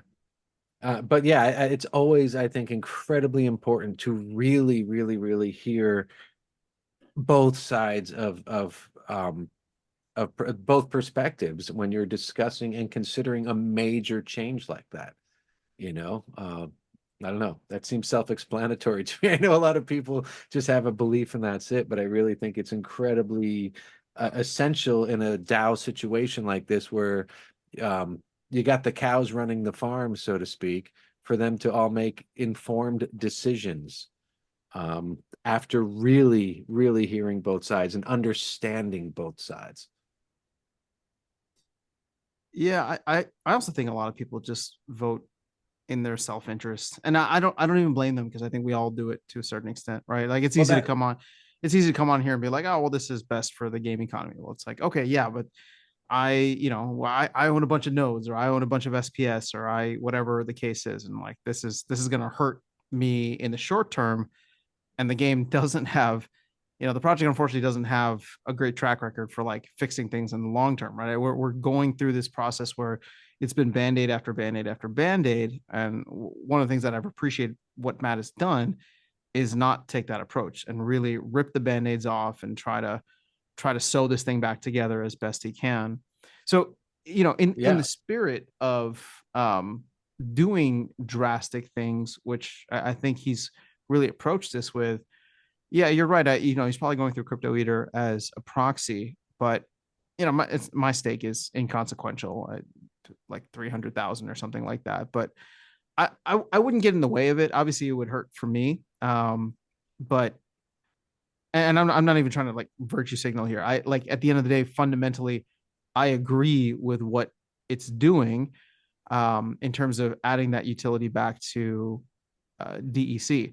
The thing is, just because you add that utility back to DEC, if the demand is not there, then it doesn't really matter, right? But when the demand does come in, and that is something that I am hopeful for in the medium to long term, then that's when it'll make its impact. Well, we would see demand immediately translate, right? Because we're not getting DEC pumped into the economy on a daily basis in any way, shape, or form automatically in the way that we are seeing vouchers. True. Yeah. Right. I so mean, overnight we would see all of that demand for vouchers for energy. I buy vouchers for energy every day. That would immediately stop, and I would be buying DEC off the markets and turning that into energy. How do the numbers work for you on that? Because vouchers are giving you like a 60 something % discount on energy, whereas DEC would only be giving you a 30%. So that's why I'm saying like demand would dry up a little bit, because if the numbers aren't working out for folks, right? And maybe I'm talking about like the ROI boys, who I'm probably part of too. But it's just like if the numbers don't make sense, then they stop buying. If you're playing to have fun, then yeah, it's gonna make an impact right away. Again, I think fundamentally it's something that we need to do, and if we can get it done, we should at least give it a try and see what happens. Yeah, I think part of what you said about voting and people voting in their best interest, making difficult decisions, you almost want to show people how it is in their best interest, so they are voting in their best interest still, but making the right decision at the same time. Mm-hmm. Longer term self-interest. Yeah, I've got a bunch of I get plenty of vouchers. Anytime I've needed them for something, I just have them, and I would love to see them gone. But again, I would love to be incentivized to get rid of them, and I don't think that would be too hard to accomplish. I mean, I think it's important to recognize nobody is going to be hurt by vouchers getting removed more than Crypto Eater. I can't imagine what are the numbers 40 million staked SPS are generating on vouchers on a daily basis. We talk about ice cream money. He's buying the the pasteurizer, the cows, the farm. You know, he's premium Ben and Jerry's. Yeah, he's the ice cream Don. $12 a pint, baby. Yeah, so we'll see. I hope, you know, we challenged Crypto Eater last week to put out exactly those sorts of thoughts into the proposal that address how is this going to serve the little guy, the medium guy, the whale, in the next 6 weeks, in the next 6 months, in the next 18 months. And hopefully, you know, he's got a good mind for it. I think we'll see some. Yeah, no, I like the idea that we kind of came up with on your show last week was don't just say, oh, decide between which way you want to do it. Don't say, oh, it's either going to be a Soulbound proposal or an elimination proposal. Run them both and let the community decide which one they prefer. I really like that approach, and I would love to see more of that moving forward. Yeah, I don't know what he would be waiting for. I know he said he was like working on the draft and all that. My only guess, because here's the thing, staked SPS, I think has more than enough utility at this point. You're already earning SPS on top of what you have staked. It gives you, you know, it essentially determines your rewards in game. If you want, you can rent it out, right? If you don't want it for the game, you can rent it out. Like there's a lot of things that you can do with staked SPS. So removing vouchers from there, yeah, it sucks. But there's also, I mean, like for someone like me that owns 300,000 SPS versus someone like Crypto Eater, he's taking a huge piece of the pie, right? So what I'm losing out from that is not significant. I think for node license holders, it sucks. But the reason it sucks is because it never should have been there in the first place, right? And so now you're losing it. So therefore you have that short-term pain, and what's difficult to communicate is the long-term gain, right? I know immediately. To get more SPS, that was an option too. You know, replace the voucher. Yeah, and I wonder if that's what he's trying to work through right now, because we've taken LP inflation down. We've taken maybe some other things. Well, I think it's just LP inflation that we've tweaked. I wonder if he's trying to figure out if there's a way to kick some of that back over to node license holders to make removing vouchers more appealing than going with the Soulbound option. Again, even if that wasn't the case, and you weren't going to kick anything over to node license holders, it's about being able to communicate how getting the flywheel started. Like, I mean, at this point, yeah, hey, we're all receiving vouchers, which are worth 2 cents. We're all receiving SPS, which is less than a penny. The difficulty is trying to explain to someone, and I mean, really, we're all just speculating because you can't even quantify this, but like, what happens if doing this gets SPS back up to 2 cents, right? Well, all of a sudden you lose your vouchers, but then your SPS is doubled in value, or maybe doubled value. Yep. You know what I mean? Like, and we just can't really account for that at this point in time. So yeah. Well, we also got an update, and we talked about this a little bit last week with Crypto Eater. Validators are the only thing that Matt has offered a fairly firm timeline on in terms of delivery. It's coming this year. So maybe Crypto Eater's trying. We don't know. We don't know. He wants to propose the DAO funds the development finishing. Yeah. So I mean, maybe that's a case of reimbursement. Maybe the team is footing the bill for now, and we reimburse dev costs. I don't know, but maybe Crypto Eater's trying to figure out getting validators if we don't fund it. Oh man, that's the other option. I agree. I think it should be DAO expense. You know, in principle, I think makes sense. Are we silly enough as a community to not say yes to that proposal? Absolutely, man. Rift Watchers proposal number 4 proves that anything could happen. Right there, proposal number 4. Oh, I don't remember what that was. That was changing it to DEC, right? No, that was not. That was screwing anyone because there was a glitch. The pre-sale. The glitch. Pre-sale. Yeah. And if you got screwed by that glitch, boop, double middle finger, man. Doesn't matter. That shouldn't have been a DAO vote, anyways. That should have been the team. It shouldn't have been, but the DAO was brand new, and I remember that town hall. I remember when that happened. It wasn't town hall; it was live. We were all hanging out live like we used to do for those launches, and the glitch happened, and Matt was a victim of the glitch himself. And he's like, oh shit, we should just kind of fix that. We should, if you got in before this amount of time, just give it to him. And then Aggie was like, no, man, DAO vote, because DAO was a brand new thing. And it was like, no, that shouldn't be a DAO vote. That was a company mistake. Error, a little, yeah. Right, just fix it. And when that happened, that was the very first thing that made me say, like, ooh, I don't know about this DAO thing. Like, that's a little sketchy right there. Well, we got it now, Jimmy, and it's in full force. We man. do have it. Well, Matt wanted to do the right thing. Hopefully, we have matured beyond that. I think I'm the naive dummy on this panel, but we'll see. We will see. Yeah. So Aftersound, let's talk about your music stuff, dude. So I've heard you call it out a couple of times on your videos. You're trying to embark on your own solo venture, your own journey. What's happening in the world of Aftersound the musician? I mean, you were showing us all that rap stuff that you're working on before we hit record. Oh man, I wish, right? Yeah, mixtape dropping soon. No, I as we were talking about before we hit record, a lot of it has just been me focused on doing projects for other people, including Splinterlands over the past couple of years, which has been obviously a ton of fun. So finally getting a chance to get back and focus on stuff for me, which has been great and a nice way to complement the gaming side of what I'm doing now. Obviously it's unrelated, but it gets like the highly creative mixed with the highly analytical when I'm like diving into all the stuff that's happening with the game economy and just thinking numbers left and right. Dude, what's your business background? Did you go to school for business? I have to ask this. I did. I got my degree in economics.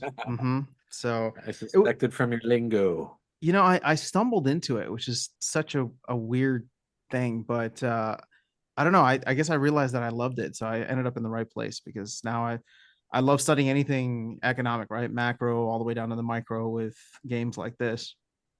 I like money. Yeah, I mean, it rules the world. I think we got the title track and album name right there. I like money. We're gonna Frito could be my stage name. We're gonna sample that for something in our future project, Fat Jimmy. I'm in, dude. Let's do it. I like money. And explosions, man. That's what I forgot to do. I wanted to have a bunch of explosions queued up for this interview where I could just drop them at like vital points, key locations. Nice, man. Yeah. So you've developed quite the loyal community and following with your streams, and I think I've mentioned to you a couple of times on the live stream that I'm the very rare live stream that I'm able to hop on being on this side of the world. I just time zone alignment doesn't match up well for me. But there's a lot of supporters of your music stuff as well that you've kind of picked up along the way. Are we going to be changing the background music to more Aftersound stuff with all these new projects coming? What's how are we the community going to get a taste of these new tracks that you're putting together? Are you saying that you're tired of that stock track that I've been using for 3 years now? Come on, man. No, I mean I'll definitely let folks know. What's been interesting is I created or cultivated this kind of following and fan base for music completely separately on Instagram and other profiles. So separately on a completely different YouTube channel. And for a while, it felt like I abandoned them because I'm like making all this YouTube content. And every time something would come out, if they search Aftersound, it's just like Aftersound Gaming pops up with all this new content and like there's no new music. So it's been funny that people have been like reaching out and like, hey, when are you dropping a new song and yada yada. So I don't know how I'll be able to bridge that, but you're right in the sense that there's a lot of folks that have been supportive of the work that I do, whether that's Splinterlands related or not. So I do appreciate that, and I'll let you guys know. I guess I'll sponsor my own videos with the music side of things, since I don't have any sponsorships here. Cool. What's your background, man? Like, what type of music did you grow up listening to? What were some of your favorite artists, bands? Man, growing up, it's funny. It's funny that you asked this because growing up, all I listened to was rap, hip hop, and R&B. So I was right with your rap drop before. Yeah, and obviously, and the music that I do know is completely different. But to take this full circle, I all throughout middle school, high school, college, I was just listening to rap, hip hop, and R&B. Loved it, and I mean, it was a good time to be in rap too, right? 90s, 2000s, early 2000s. So it wasn't until, and we talked about this on the first episode that I did, that the origin story for how I got into music was through Rock Band. And so all of a sudden I was having to learn all of these songs. I was having to learn all these songs that I didn't know because they're all in a completely different genre than I was familiar with.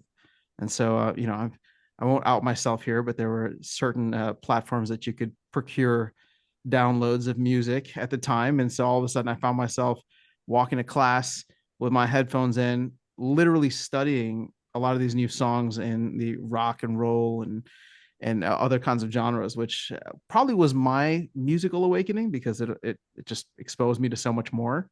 And that happened through a game. So, we talk about how, when Aggie would talk about, games changing the world, it may come off as cheesy, but I can kind of relate to that because it changed my life in certain ways. Well, Napster and LimeWire are the unspoken sponsors of the People's Guild, man. So you're in good company, brother. In good company. There you go. And throw out some names. Don't forget Kazaa too. Kazaa, Pirates Bay. Oh yeah. Like a rap, were you like a 2 Live Crew guy? Were you a Beastie Boys, Run DMC, or was that too early? I think it was a little early for me. I was, I don't know what it was, but 90s gangster rap is where I really first started. And then I don't even know why, but that's just where things were. And then slowly got into more of the, I don't know if they still call it, is it like conscious hip hop with like Kanye West like and Talib Kweli, Lupe. That was all interesting too. Well, you're a Chicago guy. Is Kanye, was he a big part of your Kanye, youth? Yeah. Kanye being from Chicago was always something that we were proud of, at least at that time. Yeah, I don't know if that's still true, but we don't have to go on this rabbit hole. I don't even know what to think of him anymore. Like, it's just he's like transcended himself. Like, I respect the artist. I just don't know what the personality has become. He's an absolute wild card. But yeah, College Dropout was his first record that absolutely blew my mind. It opened all sorts of doors for me, and I tangentially, I was familiar with guys like Mos Def and Talib Kweli. They were, both featured on a couple of tracks on that College Dropout. But yeah, to call out names of, I think without knowing how old you are, Aftersound, I think we're probably similar age demographic wise. Outcast was really big for me. Oh, so good. Stankonia, that first Stankonia album? is fantastic. Yeah, it's one of the top 5 greatest hip hop albums of all time, in my humble opinion. Outkast, Jimmy, are you familiar, or is that a little too young for you there, brother? Get off my lawn. I have no idea. No, I know that it's Outcast with a K, right? I got that right. Outcast with a K. Yep. Yeah, bam. No, that's about all I know about Outcast. Honestly, I cannot contribute anything further to that conversation out of complete ignorance to their music. Well, I just never got into the rap thing. I'm curious, Fetch. I mean, what's your, to turn this on you? What's your background? Obviously, it's got to be guitar heavy and guitar focused, right? Yeah, I mean, it's pretty much classic rock, hardcore. I remember being a Beatles fan at a very young age. I mean, Beatles are classic. So, oh yeah, and my uncle, every time I would go in the car with him, he always had Beatles playing, and yeah, they're some of the best. I mean, Lennon, McCartney, George Harrison, some of the best songwriters, like unquestionably, in music, and they get that props, from people of all genres. A lot of people just have that recognition of that respect.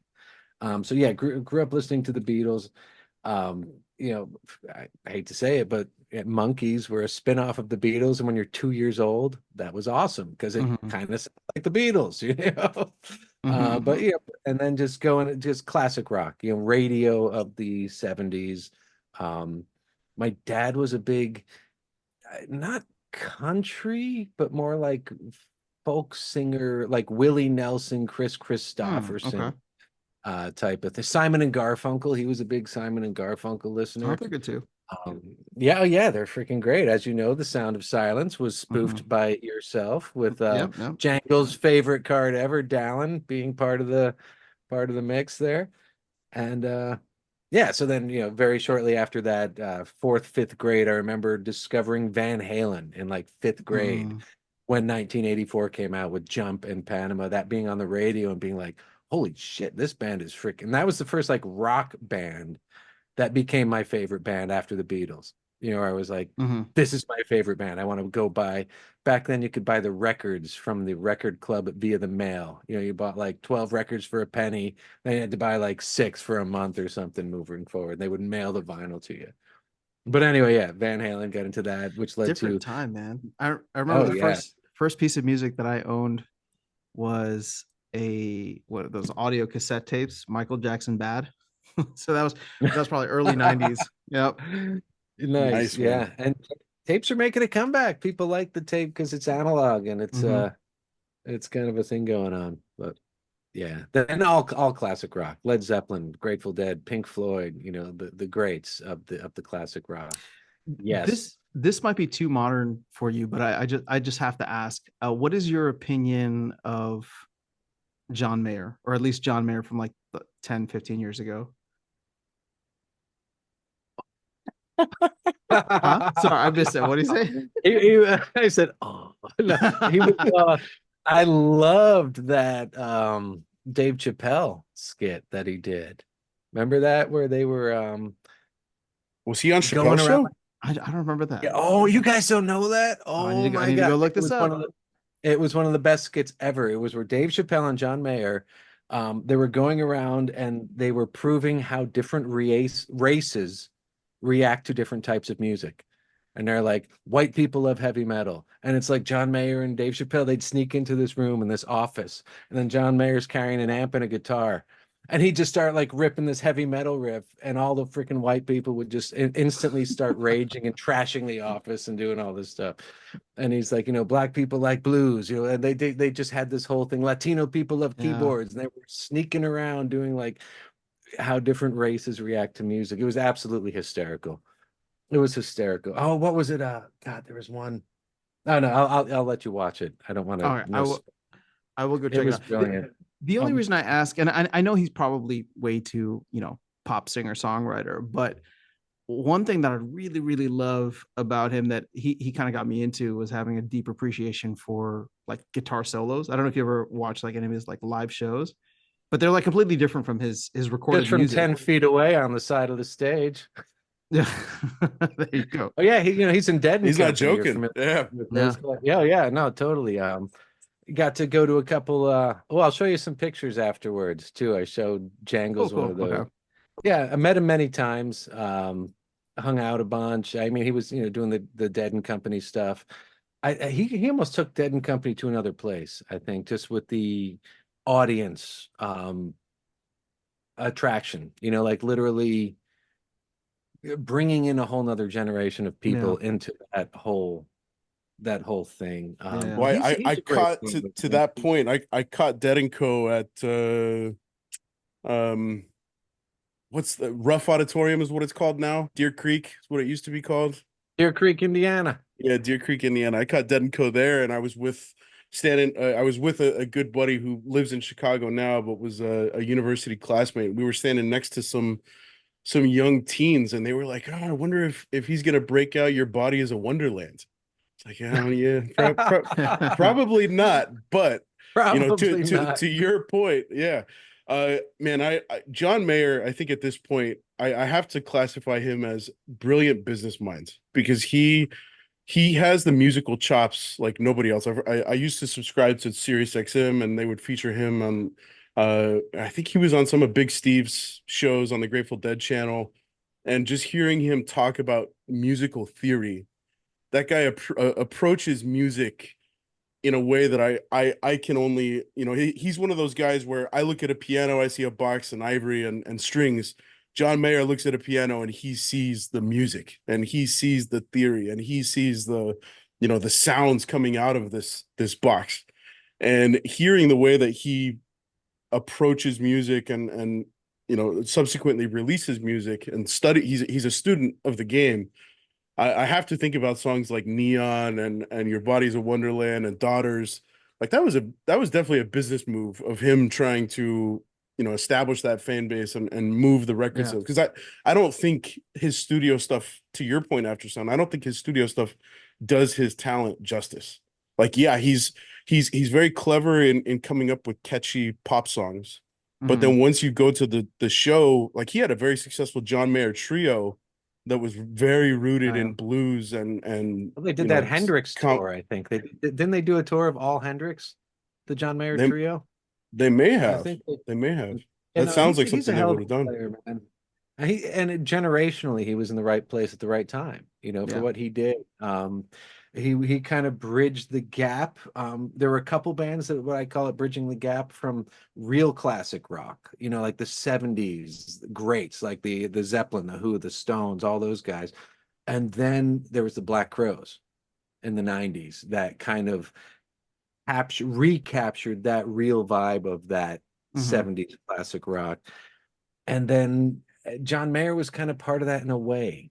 He was also kind of bridged that gap between the generations with his playing, with his songwriting, his ability to write pop songs. It's tough to write a really good catchy tune like that. A simple, really good hook that just freaking doesn't leave your head.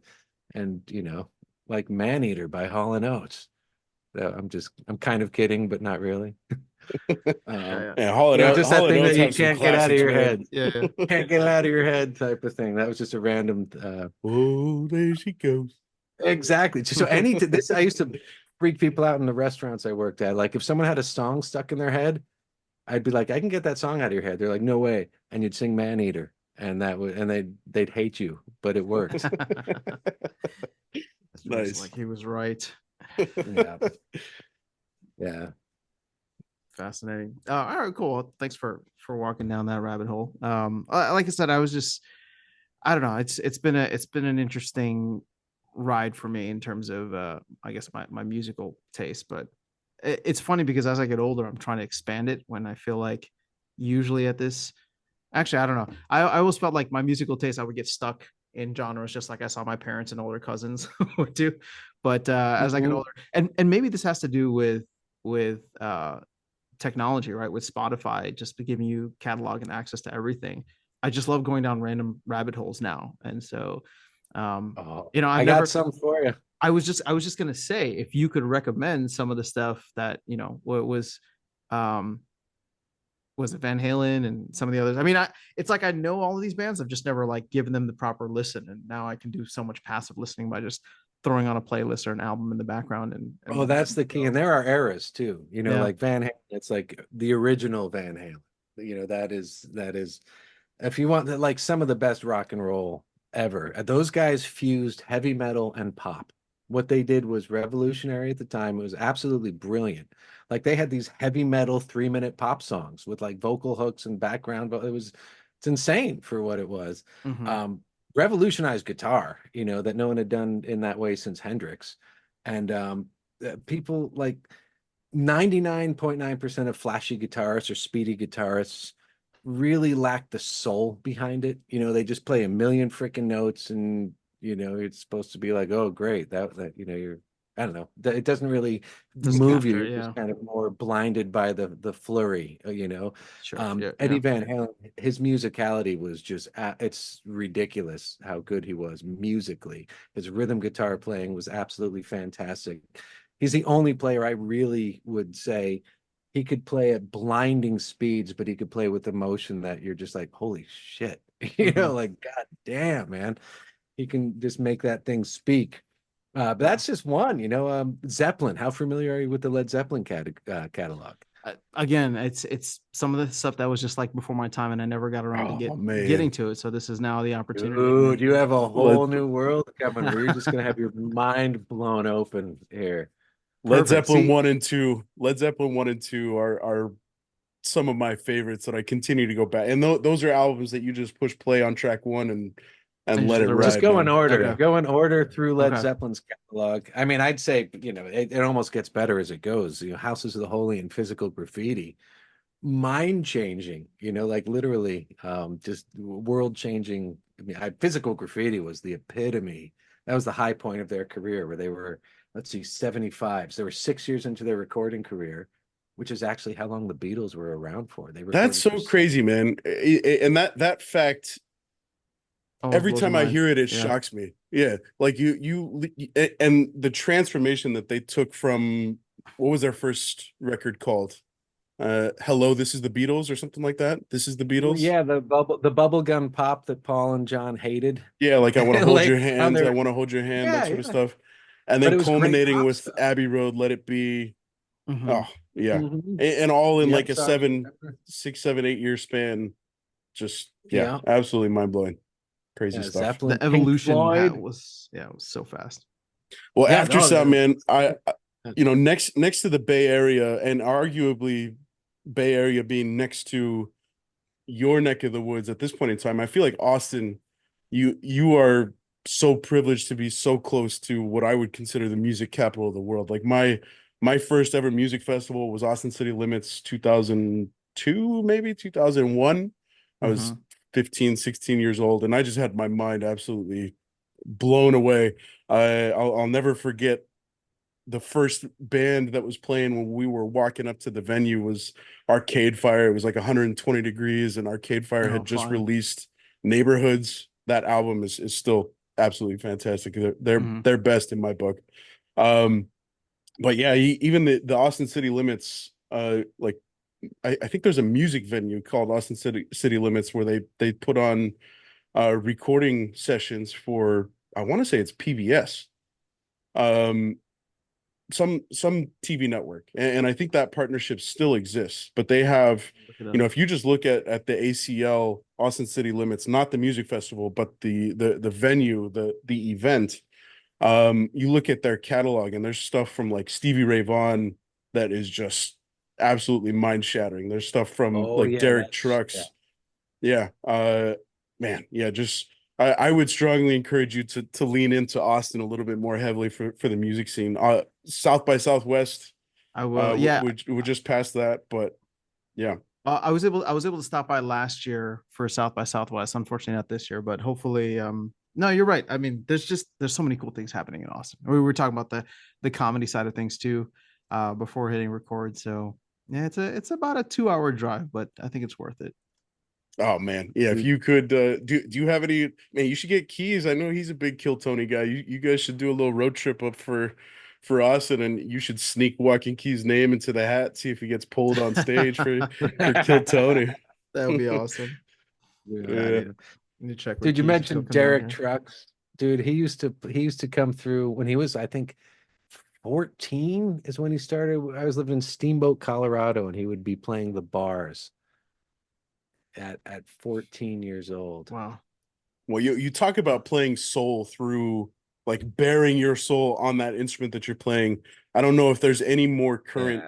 I think Billy Strings is up there, but Derek Trucks, the way that this dude gets the sounds that he does to come out of a slide guitar, it's like something straight out of, like, you couldn't script it better. And he's got such a cool story, like, related to the Almond Bros, and that's like, where it came very from. story. That's where we learned. Yeah. Very, very cool. Yeah. We'll have to check it out. Lots of stuff to add. Well, this is a fun little rabbit hole to pursue. I'm always keen for. I think when we first had Jimmy on, I think we clocked in at that 3-hour mark, and 90% of what we talked about was music and the Grateful Dead. So first hour, I think. No, I think it's half hour. First half hour. That was crazy. I could talk music all day. Is the point? It's a very, very welcomed rabbit hole in my book. Well, there's so many rabbit holes to dive down. That's the thing. So we've got a couple of weeks till the next town hall. Let's turn the ship back towards Splinterlands before we start winding down. Yeah, I guess next Q3 starts here in 3 days time, 4 days time. By the time this episode comes out, it'll be A couple weeks away. yeah, a couple weeks away, and 4th of July coming up next week for my compatriot folks back home. Happy early 4th. If you guys are traveling, be safe, enjoy the holiday. It was always one of my favorites to celebrate with the buddies and ice cold beers and hot summer days. You guys got any cool plans for the 4th? Probably just that. Go enjoy the sunshine. Well, actually, it's pretty hot down here, but maybe barbecue or something. We'll see. Yeah. Jimmy, Russian River? Nothing. Oh, I was up there Monday, actually. Yeah. Some people from my wife's job said, let's just go to the Russian River on a Monday. And we went to a place called Mother's Beach.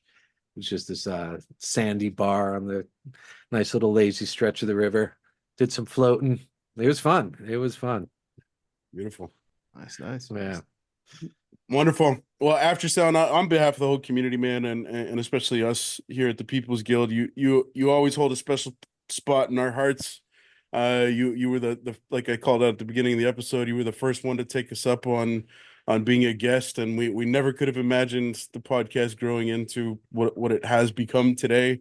And you kind of, were the first one to serve as the kindling for that fire that has become the People's Guild. I'm very proud of what we've put together here, and if you had not very humbly accepted that invitation, I don't know if we would have had a very different outcome for the podcast. So appreciate what you do, appreciate you, and yeah, man, here's to many more. I appreciate the kind words. I think you guys would have been fine just without it. Likewise, I think what you guys do is incredibly important for the community. I'm not just on a brown nose here. Like, like I said, my stuff is very quick hit. I just throw ideas out. What we don't have outside of your podcast is these long form conversations that you're able to get not just folks from the community, but the team on. And I think that the stuff that you guys do here, the stuff that you guys talk about, has a lot of very significant impact in terms of where the game moves and how it moves forward. So I appreciate what you guys do, and you guys put out the best content, man. I appreciate it. Well, thanks, man. Jimmy, any final words, brother? Both you guys, man. What you both said right there. People's Guild has some amazing stuff. I do. I've just learned so much listening to people talk about. I love getting the insight as to who these people are as people and what their backgrounds are and what they do, how they think. Aftersound have just putting out Splinterlands content every single day. That's freaking awesome. It's badass. It gets out there, and to have been, to be doing that consistently through the good, through the bad, the ugly, through the bear markets and stuff. I have a feeling it'll pay off for you too. One day when Splinterlands does freaking boom, everyone's going to be like, oh, freaking Aftersound. That's who you watch. Well, that's the hope. If nothing happens, then at the very least, I'm just happy that I got to meet some really cool people along the way, including yourselves. So, I always said this to the folks that I would talk about, whether it's Keys, Darkest Night, maybe you guys in offline conversations, but it's like, if Splinterlands went away, that would suck, obviously, but it's what's that meme where it's just like, it's the friends we made along the way, right? I think there's a lot of really cool context here, and regardless of what happens, I'm always going to be like, yo, Jangles, what are you up to now? Because I like stuff that you tend to be interested in, right? Similar with you, Fat Jimmy, and many other folks around the community. Yeah, I echo that completely, man. I Splinterlands is the fun kind of like communal fire that we all gather around, but the relationships have been born. I think, I look forward to the day that we can all, hop around that real communal fire, and I feel like there's a perfect moment for Jimmy to break out Kumbaya and the little campfire guitar and Aftersound brought his guitar. We're gonna do an improv jam for the last 45 minutes. I thought you were supposed to bring yours. I gotta restring mine right now. I got mine right here. You were gonna bring yours. 45 minutes of jazz odyssey coming your way. Oh, there it is.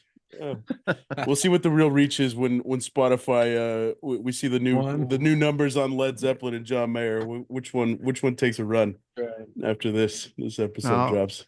Oh, there you go, Jimmy. Which one would you recommend? Who do I go to first? In your humble Zeppelin, opinions? bro. Start with Zeppelin. All the way through. Start with Zeppelin 1. Yeah, Zeppelin all the way through, and then work my way back all the way through. Yeah. All right. Yeah, those roots and blues Zeppelin. are next level stuff. All right, everybody. A lot of fun. I'm going to rely on you guys to take us home out of this episode. Shout out to everybody for listening. Appreciate you guys just swinging by. Hopefully you enjoyed the conversation. No, I certainly did. Again, happy early 4th. Everybody travel safely, and we'll catch you guys next week. Until then, you guys have been listening to The People's Guild. The People's Guild.